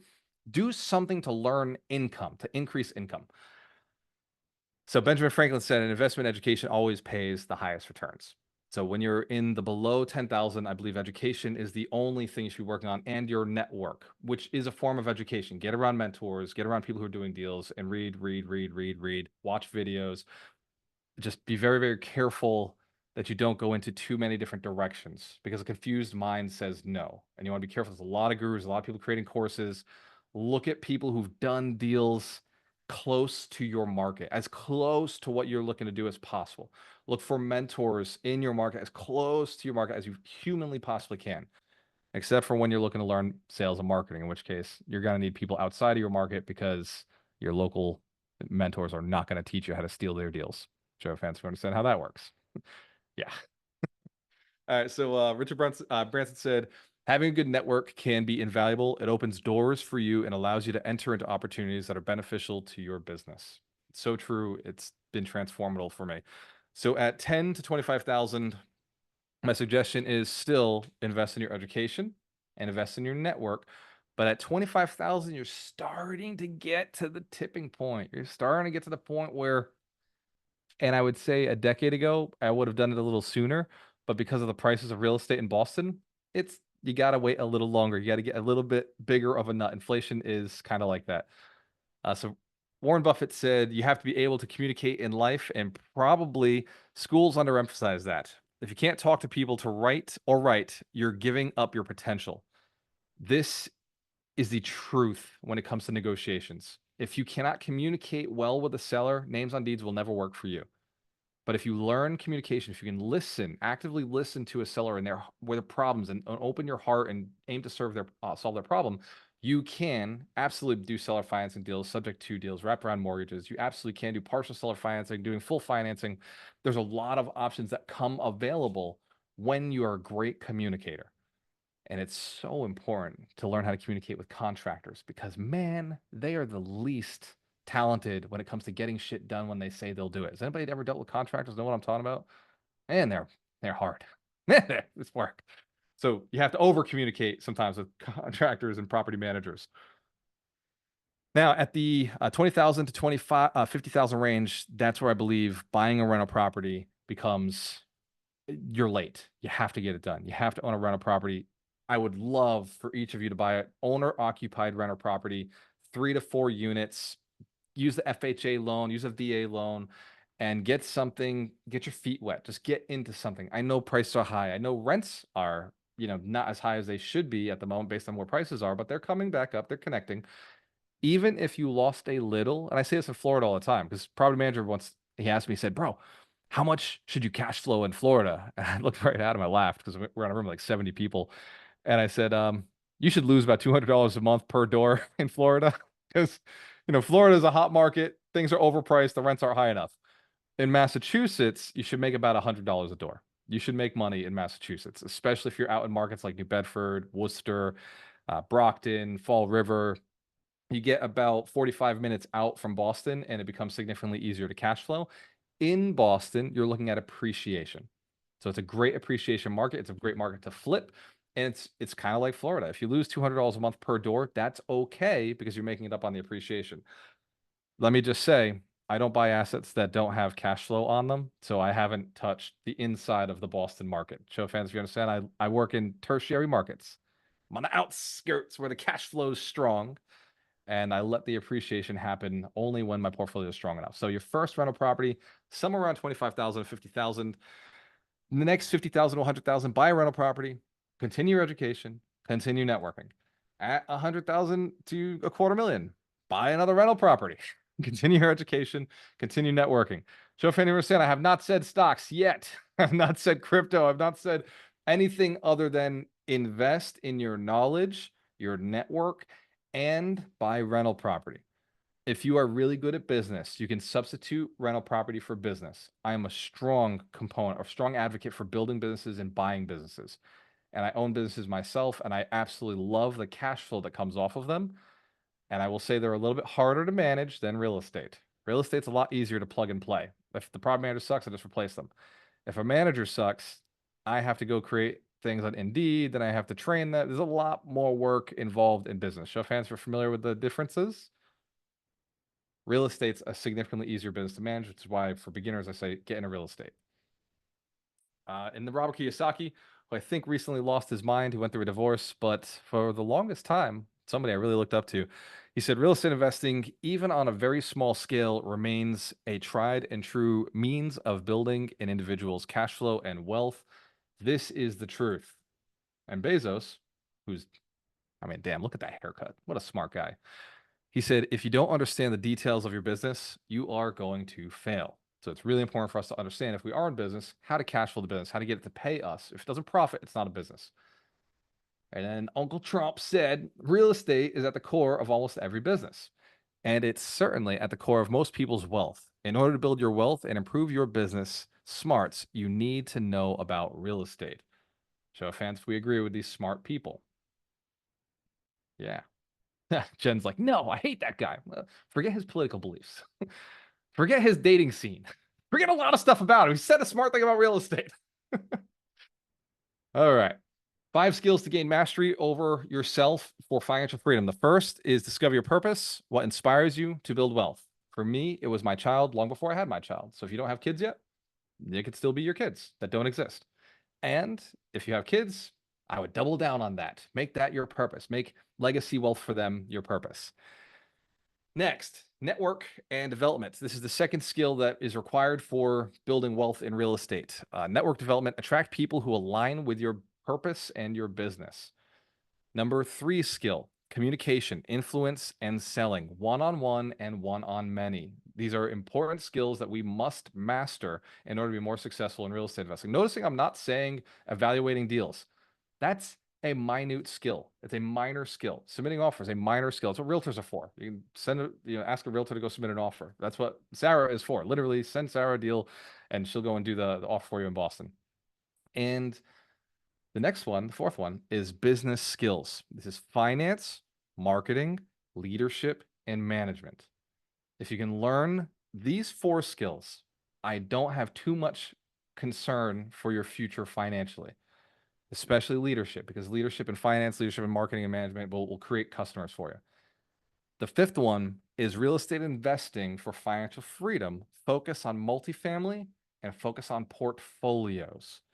And over the next 6 years, I will say portfolios even more so than multifamily, because landlords who've acquired real estate over the last 20 to 40 years are looking to get rid of these ugly, weird portfolios that have 6 single families in them, 4 3 families, a 24 unit, and they put it on the market as 50 units. And then the investors look at it and they say, oh, I thought this was like all in one building. So if you've heard this already or can imagine this. Yeah. So those portfolios tend to sell for less than they're actually worth. And so it's a great opportunity for real estate investors to get into it and buy it. And also, banks have a hard time with weird portfolios like that. So Sellers tend to be more flexible around how they sell it to you. They'll offer seller financing. They'll offer additional services to make sure that the loan works all the way through. Maybe even doing the refinance for you and then selling you the LLC. Well, it wouldn't be considered a sale. It'd be considered putting you on the LLC. Show of hands if you understand. No credit needed. Just swap right on. Not a strategy I suggest, because you'd be hit with a monster tax bill, because all the capital gains go with the LLC, not with the owner. Show of hands, we got a ton of value tonight. Yes. Do I have permission to tell you about an awesome event coming up, even if it costs money? Is it all right if I? Oh, okay. I'd like to make sure I got permission. I think there's an affiliate link as well. So Duncan, if you can drop the affiliate link to the summit. Every year I do a summit, and yeah, follow me on Facebook. By the way, I said I would show you pictures of my son. Here he is doing yoga with daddy. Check that out. We are doing some daddy yoga. I'm trying to teach him real estate investing, but he's still just trying to hold his head up. So starts at the beginning, start small. We also recently went and did a baby massage. So I know how to wash the child under the neck. He's got this nice flabby section. He has no neck. It's just flabby. And I just kind of clean underneath that. So very professional work down there. You can see he's quite the aristocrat himself. And more recently, this is my why right here. Right, my financial freedom was always so I could spend every moment with this little guy while he's developing. And see, he doesn't really like the pool, but when daddy's there, he's all about it. He's totally cool. He's like, I don't like the water in my ears, but dad, I guess if you're cool with it, I'm cool with it. So let's give Emerson a round of applause for keeping me motivated. All right. So the summit is no pressure. 42 days away. 42 days, 11 hours, and 30 minutes and 48 seconds. But who's counting? And what is the summit? So the summit is an event where we bring 200 to 400 real estate and business owners together in a room, and we focus solely on cash flowing activities. In fact, I wear the shirt. The point is not to work, it's to generate income, because that is the philosophy behind the summit. There's a lot of real estate focused events out there, but they just focus on evaluating deals. They just focus on markets or strategy. For me, real estate has never been about evaluating deals. It has been about acquiring assets that generate income, because the point is not to work, it's to generate income. So we're going to be reviewing what it takes to be successful in real estate, and we're going to be putting a business plan together on day one. Now, why would we build a business plan? Everybody knows that business plan is useless. Who here's heard that business plans are not worth what they're printed on? Has anybody heard that? The truth is that that's a common belief system. The stats show that a business plan makes you increases your income by 34%. That is a statistic. You can Google it, you can chat GPT it, and it will tell you that businesses that have a business plan increase their income by 34%. And the reason we're going to do the business plan is because my goal is to help you become a millionaire. So I'll be focused on generating income and revenue over the entire weekend. So we build a business plan on day one. I give you the millionaire contract. The millionaire contract is designed at helping you remember that it's worth fighting for. The contract is a self-contract. I stole this from the fitness industry. They say if you sign a self-contract in the fitness industry, you're 20% more likely to lose weight. I said, my people aren't trying to lose weight. They are trying to lose belief systems, and they are trying to increase their income. So we went and we started implementing it 4 years ago. And once we started, we had a 20% increase in a person's likelihood of financial freedom. Show of hands if you're okay if I use other people's systems and it works in money. If it works in weight, it works in money. It's very interesting because the mind goes and buys property. So we're focused on increasing income. Over the summit, we're focused on acquiring assets that increase income. We'll be talking about sales. We'll be talking about marketing. We'll be talking about motivation, getting yourself to do things. Vinny Chopra, my mentor, was going to be there, and he was going to talk about the silver tsunami, the baby boom generation, how to serve them residential assisted living. And I just found out that he is getting his knee replaced in 11 days. And so he doesn't think he'll be able to be there. So he actually sent me his entire talk, and he's been training me every Thursday from now until the summit to make sure that I can present his talk for him. And he's recording a 5-minute video for us. So fans, if you understand, I'm going to do it as good or better than Vinny ever could, because He's training me to do so. This is my beautiful, amazing wife, who's now the mother of my child. But guess what? She looks exactly like that. And by the summit, oh, there she is on the screen. And there he is. Give Doreen a round of applause. She looks amazing there. She looks amazing here. Seriously, like 6 weeks after he came out, she was doing yoga and in the gym, and she looks exactly the same as she did before. Except she's happier now because she's got that little guy all the time. And so what am I offering tonight? I'm not offering you cheap tickets. I'm not offering you back of the room $200. Tonight we're talking about VIP. This is the ticket for the very important person. This is front row tickets. There are only 40 of these. Some of the benefits are that, well, yes, you get to sit in the front and second row in front of the event. Some people don't like front row. Those people don't get VIP. VIP front row means you're taking action. It means I'm looking at you the whole time. We're interacting. It means whatever I say, you have to pay attention the whole time. Sometimes people go to events, they sit in the back and they forget everything. The people who sit in the front remember absolutely everything because they're stuck. If they move, the speaker's like, hey, where are you going? So the VIPs get a better result. Also, VIPs have 4-day access. We're showing up 1 day in advance for leadership training solo with me and my consultants. My business consultants will be there with us for a full day doing a workshop on scaling your business. Only 40 people in the room. We're breaking out into breakout rooms with my 5 business consultants, and we're just going to drive into your specific business and talk about scale. We're talking about culture, leadership, scale, functionality of a business to make more money. Show of hands, you understand, it's not for everybody. VIP is intense. VIP is for the players. It's for the people who really want more. This is for the people who are going to the next level. We're going to get a workbook. Everybody gets a workbook. You're going to get access to the ceremony. Everybody's got access to the ceremony. VIP gets a cocktail connection with me and the other speakers. So the speakers who will be on stage, you actually get to hang out with us and get to know us, get selfies with us, get pictures with us. One cool thing that I do only for the VIPs is the $1 million will be there with us. So the $1 million will be on stage. Not on stage. I used to do it on stage. I thought that was tacky. So now we only do it inside the VIP room, and you get pictures with the $1 million. Now, you don't have to post these pictures on social media, although I love that. You only use these as a vision board for yourself to say, hey, this is what my net worth of $1 million invested in whatever asset I choose is going to look like. And every year, you go back to that picture and say, okay, now I'm going to invest $1 million into this asset. Now I'm going to invest $1 million into this asset. Who's heard of the power of vision boards and pictures?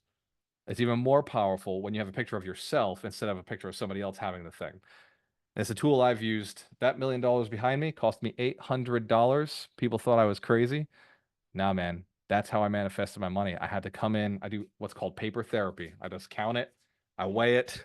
I see what does this feel like? What does it become? And before you know it, I actually manifested the multiple millions of dollars because I believed it was possible. I knew what it looked like. So VIPs get limited access to the brand backpack. Let me see. There's only 40 of these. Now, VIPs don't buy the VIP ticket for the backpack. Show of hands if you agree. We don't buy it for the swag. That's not the reason. We don't do it for the backpack. We don't do it for the cup. We don't, the thermos, that's not going to change my life. We don't do it for the thermos. We don't do it for the sweet VIP lanyard. Everybody else is walking around general lanyards. We don't do it for the sweet VIP lanyard. We don't certainly buy VIP tickets for the swag, for the t-shirt that says, I'm an alchemist, I'm Alchemist Nation. The reason people buy VIPs is because they know that they're very important people. And the other people who bought VIP and who are networking, getting the free lunches and getting the free lunch, getting the conversation with us are the best people in the event. They're the people who believed in themselves enough to buy VIP as well. If I have permission, would it be okay if I shared a video from last year? Everybody like to see what the summit is like? Awesome.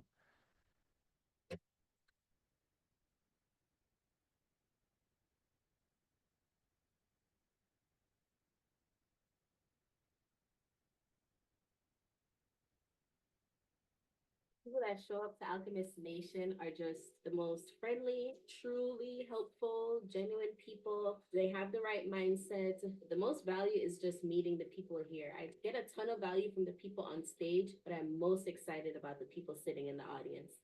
You have to come to this event because it is absolutely life-changing. The information given here is invaluable.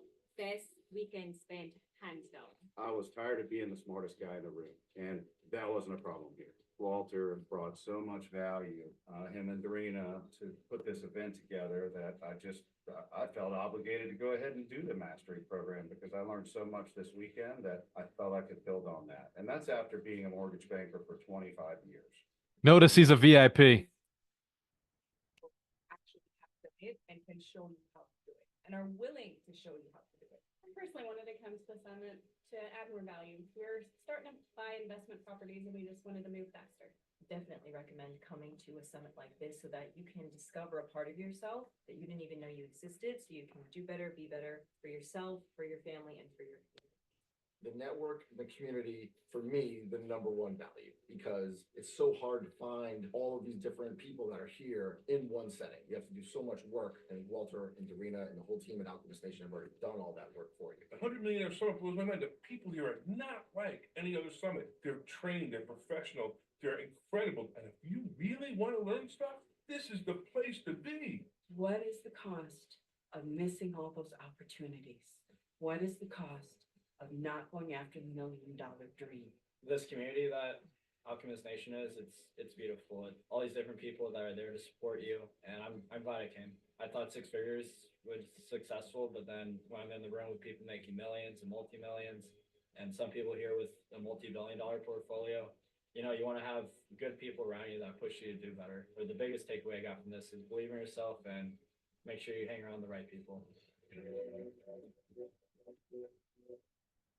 I brought my wife, I brought my 3 children because they're just a part of everything that I do. This community is not just business associates. This community is not just about making more money, although that does happen by default. They're real people and they really, really care. They're powerful, they're caring, and they really are invested in the individual's growth because the strength of the individual is the strength of the community and vice versa. I also discovered Alchemist Nation about 3 years ago. Gualter is not just every single guru. He's a guy that cares in it.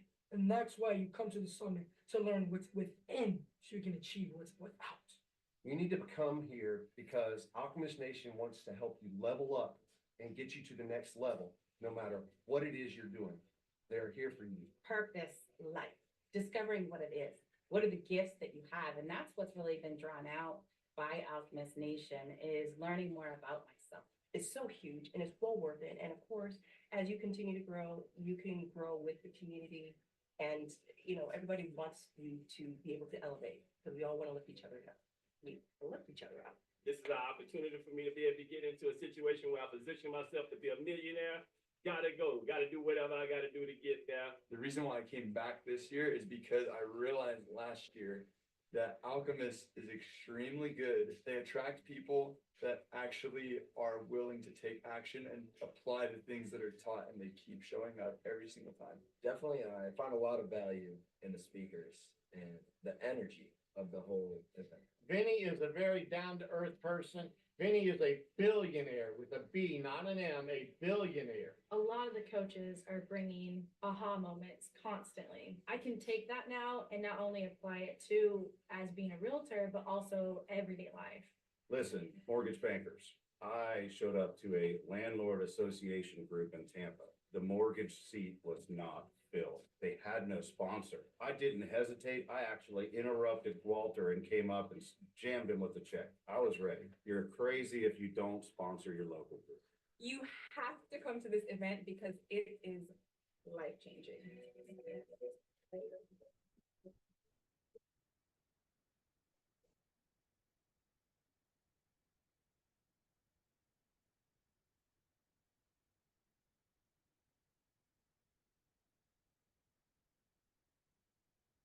Let's give all my millionaires a round of applause. We built 31 millionaires over the last 4 years. We start the clock at the summit, and then we work all through the year to help our community members level themselves up. But when I make a statement like that, let me be very clear. Most people who start the programs, start the summit, do not become a millionaire in the first year. So fans, you understand the long-term commitment. The summit is the beginning. We work hard throughout the entire year, and every year people level up. So that gentleman, Ken Ingram, who was talking about him being a mortgage broker, He jumped into the summit after being a sponsor for one of our events, and then he bought into the Mastery program, which is a real estate investment program. And he, within 6 months of joining Mastery, he went and bought a 19-key hotel, his first real estate investment. Bought a 19-key hotel for $1.7 million with partial seller financing, 20% seller financing. He financed the rest of the deal, and he brought 10% down payment. That was $178,000 he brought, which is less than $200K. And he made $2 million in equity on that purchase. Now, we thought it was going to be $1.3 million, but after he owned the hotel and had been operating it for 3 months, he discovered that the seller had lied on his taxes, and there was a lot of cash coming into the business. And so his valuation went even higher because of, after purchasing the property, he went and did the reevaluation, and then it was worth almost $3 million, $3.2 million. Cool story. Saeed Khan obviously came to the summit, went through some of our programs, and in 18 months, purchased and acquired real estate. He had a net worth of about $250,000. After 18 months, he had a net worth of $1.5 million.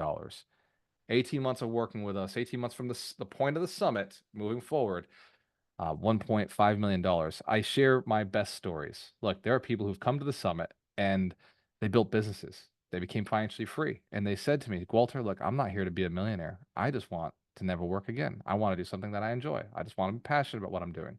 I don't care if I never make more than $100,000. I just want to do it in a way that I like doing it. Obviously, that disappoints me, but these are my friends. These are people in our community. So if your goal is, I'm kidding, Jen. It doesn't really disappoint me. I don't give a shit. Like you enjoy your life. I love that you love what you're doing. I love that you're still in the community and working with us. And regardless, and by the way, Jen will buy a piece of real estate next year. She's already promised me. She's going to buy a 4-family somewhere in Chelsea or somewhere in Boston. She's actively hunting, and I think it's a good chance that Sarah Ibram's going to be her realtor if Cliff Hippolyte doesn't move his ass. So let's give Jen Sullivan a round of applause. She's been in the mastermind for a long time. Cliff Hippolyte's in my mastermind. Who else is in my mastermind who's on the call today? Let me look around the room. And so the tickets to the summit, did you drop a link for us?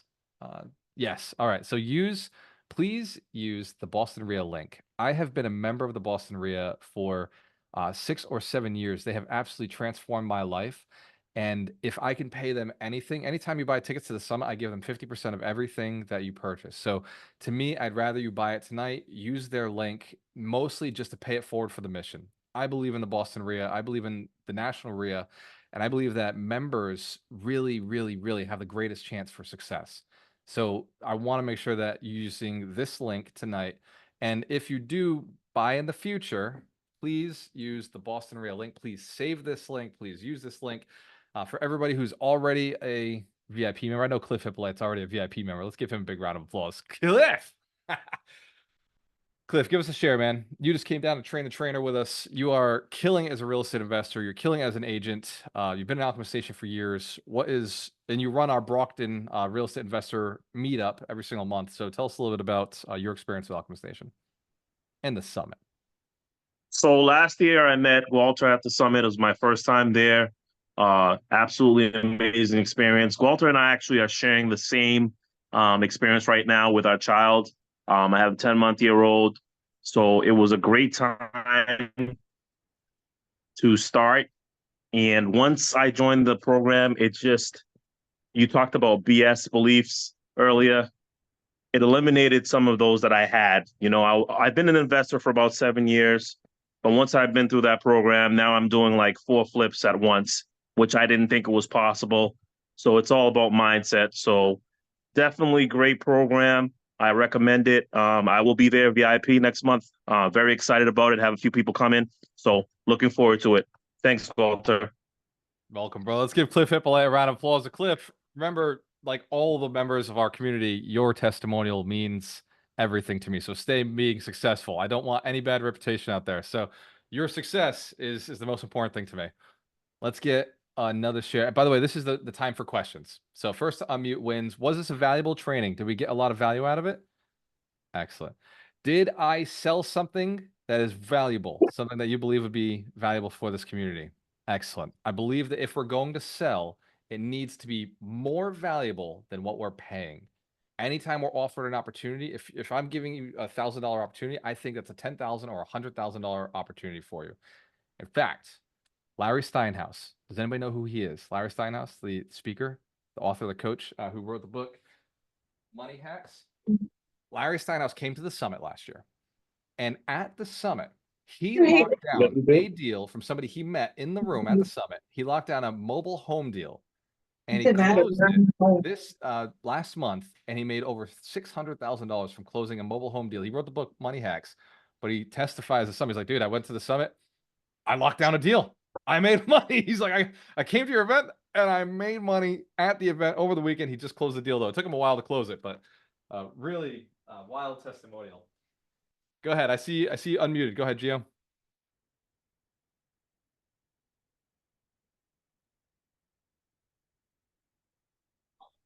It wasn't me. Awesome. Yep.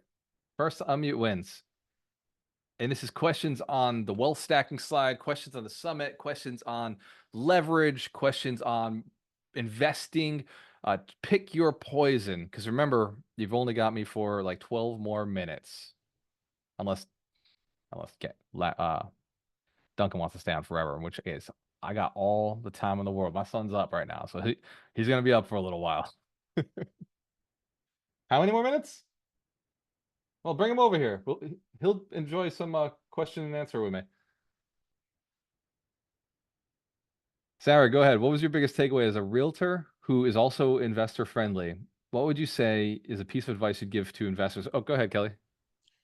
Oh, I just wanted to say, did you mention where the summit was?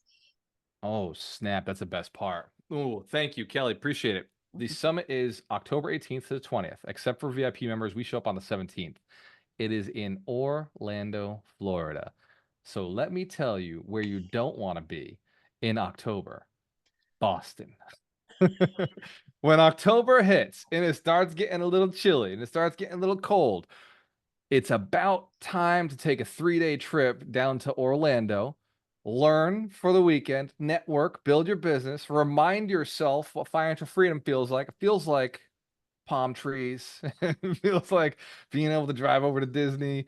It feels like warm air, warmth, and take the time for yourself. Definitely take the trip. Also, one of the reasons we escape from New England and we escape from the West Coast during this 3-day weekend is to get outside of our comfort zone, to get outside of where we normally hang out and feel comfortable.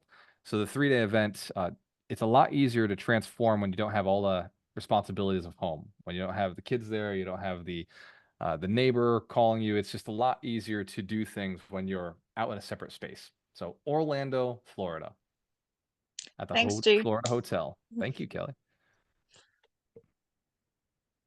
Go ahead, Sarah. I think I liked very much the wealth stacking slide. It's very, I feel like it's very precise and it has like structure in it. It's not like random, because a lot of people, and especially the early stages, like I think you can easily find someone who has like maybe $50,000, right? And then they start like, okay, where would I go? Stock market. Okay, well, crypto, okay, well, what do I do? Right. And then you don't do anything. That's the problem. People don't do anything. And you can buy real estate with $10,000, $20,000. Like, it's possible to do it really early on. I've just found sometimes deals go sideways in the beginning. You need that little extra renovation, or you need credit cards you can put things on. So 25,000 is a really a good, comfortable number to have in the bank account. And I think it's a good goal for all of us to have 6 figures, right? Set it as a goal. It's, I wasn't investing with 6 figures in the beginning. I had $8,000 about my first house, but it was my money. I'd saved it. I learned the skill. So thank you, Sarah. And it helped to get you where you are today. If you had just left them there and you just kept watching them, eventually they would have went down, not up, most likely. Girl, I thank you. Let's give Sarah a round of applause. Oh my God, you're right. In 2008, I bought my worst deal ever. I bought the worst deal ever. It was my first house, 2008. But I stayed in the game, right? Now it's been 16 years of real estate investing. If I'd quit at any point, I wouldn't be here today. So even if your first deal isn't the best deal, like I say it all the time, first deal is the worst deal. Just you got to do it. You got to get past the first one. You got to get past the second one. You got to get past the third one. And as you keep going, it starts getting better. You start getting more talented. My best deal was 2019. Those condos, to this day, my best deal. Although the 35 units I just bought in Illinois starting to look really damn good. It's like I bought 35 units for 1.4 million, and they are now pulling in gross rents of about $25,000 a month. But by the end of this year, they should be closer to $29,000 a month. And it's what an amazing, yeah. So I would say I didn't have access to that deal until I'd done all the other deals before it to learn to get to that next level. Such a good share. What a good question. And what a good share. Thank you. Let's take another 2 or 3 questions before we jump. And Jen, I pick on you all the time. Give us a share. What, I mean, you're here, right? You're here. You're a real estate investor who's been in the community for 4 or 5 years now. You've seen a lot of trainings from me. You've probably memorized everything I've ever taught. What did I teach different tonight that you've maybe not heard in a long time or was different? I'm sorry about Donald Trump. I'm sorry about him too. It's different. I mean, one of the things I love about coming to any of your things is that, I mean, yeah, I've been here, I've been in your community, in our community for over 4 years. And I do whatever I can to support and help you because I believe so much in your mission. And you guys are wonderful people, except for the Donald Trump thing, but you and I can discuss that later. It's a long story. That one's a long one. But you're always so engaging and okay, that's fine. There he is. No, you're always so engaging. You always have people's best interest at heart. And that's just the reason I keep coming back. Oh, look at those good little cheeks. Oh, look at these. He loves Q&A. This is like his favorite time. He'll just sit here as long as I keep him standing. He does not want to lay down right now. He's at that age where if he's not sitting up, he's not happy. Awesome. Let's give Jen Sullivan a round of applause. Awesome share. Glenn Hazard, good to see you, brother. Unmute the mic, my man. Hey, congrats. Good to see you guys. Sorry I'm late. Better late than never. When did you jump in? Just now, I just slipped my mind. I was checking my emails and I saw the Zoom link. And I was like, oh, so I just come on, bang. All right. Well, in that case, Glenn, are you a member? Are you still an active member of the Boston REAI? Speaking of that, I have to renew. So I technically I'm not. So Okay, get your renewal because Duncan's gonna post this video for everybody inside the membership area. So you'll actually get to watch. And I killed it today. My own personal opinion. We did wealth stacking. We did names on deeds. We went through the 7 types of money. We talked about financial freedom, the strategy to get there, the 5 types of leverage. I over delivered as Duncan asked me to. So, well, you always do. That's right. Thank you, brother. Glenn, have I been mispronouncing your name this whole time? I always said Hassard. There's different ways. Is it Hassard or Hassard? I've always said hazard. Oh, okay. But because of my job, try to not say hazard. Technically, I think it's pronounced as hazard. It's a British name, believe it or not. Hazard. And so, but yeah, hazard, hey, asshole, do you still whatever. own those You know what I mean? properties? Do you still own those properties in Indiana? I do. I only have one in Indiana, but I have 2 in Alabama. I have one here. I haven't bought any more just because the market's been really up. That's what I say too. I like it, brother. And then someday your oldest will be 20 years old and going to school. That's the goal, man. Who knows? He might not even need school. He's gonna be 20 years old, running businesses, running corporations, having tutors come to him. Goes like this. Yeah, so here I am. It's been a pain in the butt I just have issues with lenders and stuff. So I'm trying to get them they're still in my name, so I'm trying to get them out of my name. Glenn, And we got to get you in the mastermind, brother. Get on a call with Cliff. Get on a call with somebody in the mastermind already, Coach Gio. One of them is already in there, and just ask them about it. Like, right, we got 84 lenders. We don't have money issues. I will. You got it, brother. Awesome. Yeah. And then give Boston REAI a cut. We're gonna give Boston REAI a little cut because Duncan's taking care of us. What else? What else? Shares or questions or thoughts on financial freedom? You can give me your opinions if there's something that you think that is really important that we didn't talk about this tonight, or if there's any questions, if there's anything in the back of your head that you're like, man, okay, like he said a lot of great ideas, but I'm not sure if this will work for me. Let's get that out of the air now while I'm still here. Well, I still got this guy awake because mom just said he's got to go to bed in a little bit. This is your chance, people, the last 3 minutes to rack his brain with questions to stop that should I or shouldn't I. We're down to 2 minutes to go, so ask away. Go ahead, Glenn. Have you, I don't know if it's me, but personal credit issues have been an obstacle. Have you experienced that in your? Oh, hell yeah, brother. Yeah, so I had to look at my personal credit about 4 years ago, and I really addressed the challenge that it presented was what you just said, personal credit. And so we started developing business lines of credit. And this year I just got my credit score up to 826. And I just went and shifted and created 3 different Chase accounts, Amex accounts for my 3 different businesses, so that now that my credit's all cleaned up, the businesses now can increase their credit lines. Instead of it always coming back to me every time we do a mortgage, it's now associated to the business, which also goes back to my philosophy of 1 transaction a year. I don't have to worry about, if I'm doing 2 or 3 purchases in a year, that sucks on my credit. But if I'm doing 1 big purchase, or even if I'm doing the purchases via hard money or seller financing, then do 1 big refinance of a portfolio loan, it takes away the problem of having all those transactions on your mortgage pulls. Right. That kind of the space you're looking at, or is it a different side of the credit line? Well,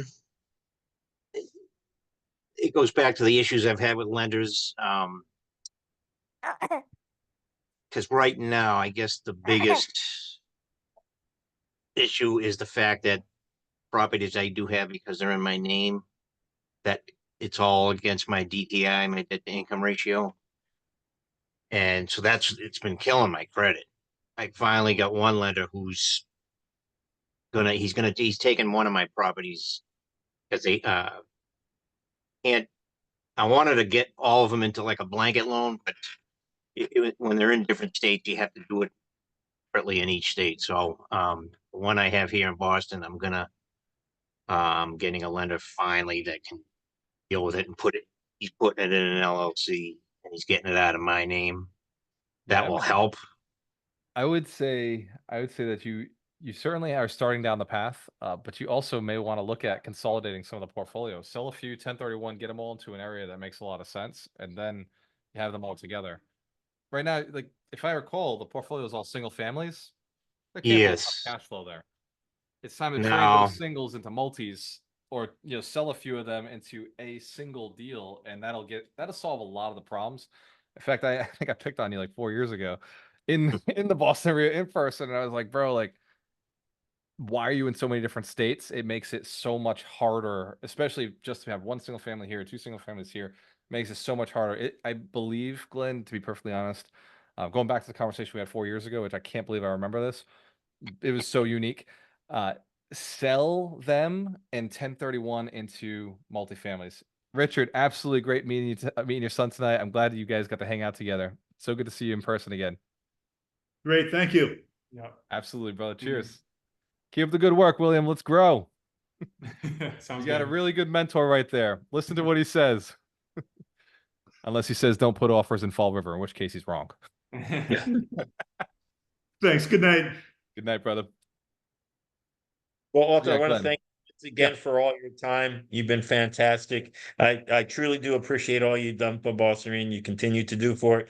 I am so happy that you've had your first child, and I wish you many, many more. Drina looks fantastic, and being the doting mother she is. And it's great. You guys are super.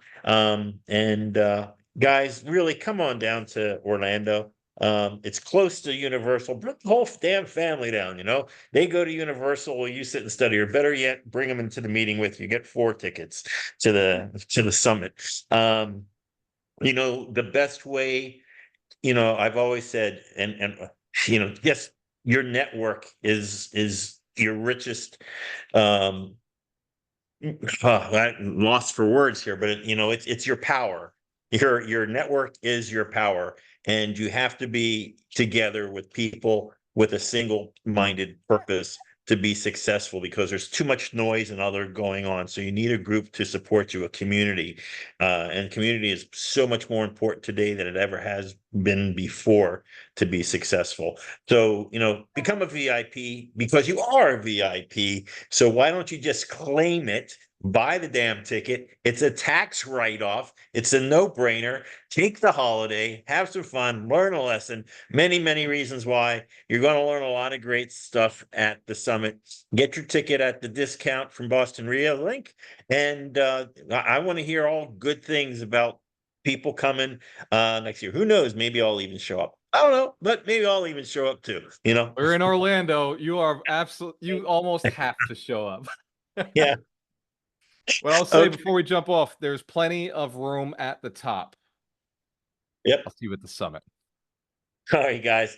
And remember, just, you know, grab that link in the chat. The link is in the chat. I'll be sending out an email anyway, but get your ticket early because there's only 40 places that exist. And if you want the swag, you got to get the 40. So just get it early. All right, guys. Thank you very much, Walter. Have a good evening. And remember to copy the chat, everybody. Copy and paste. Copy the chat. Take action now. I'll see you at the summit. Cheers. Bye.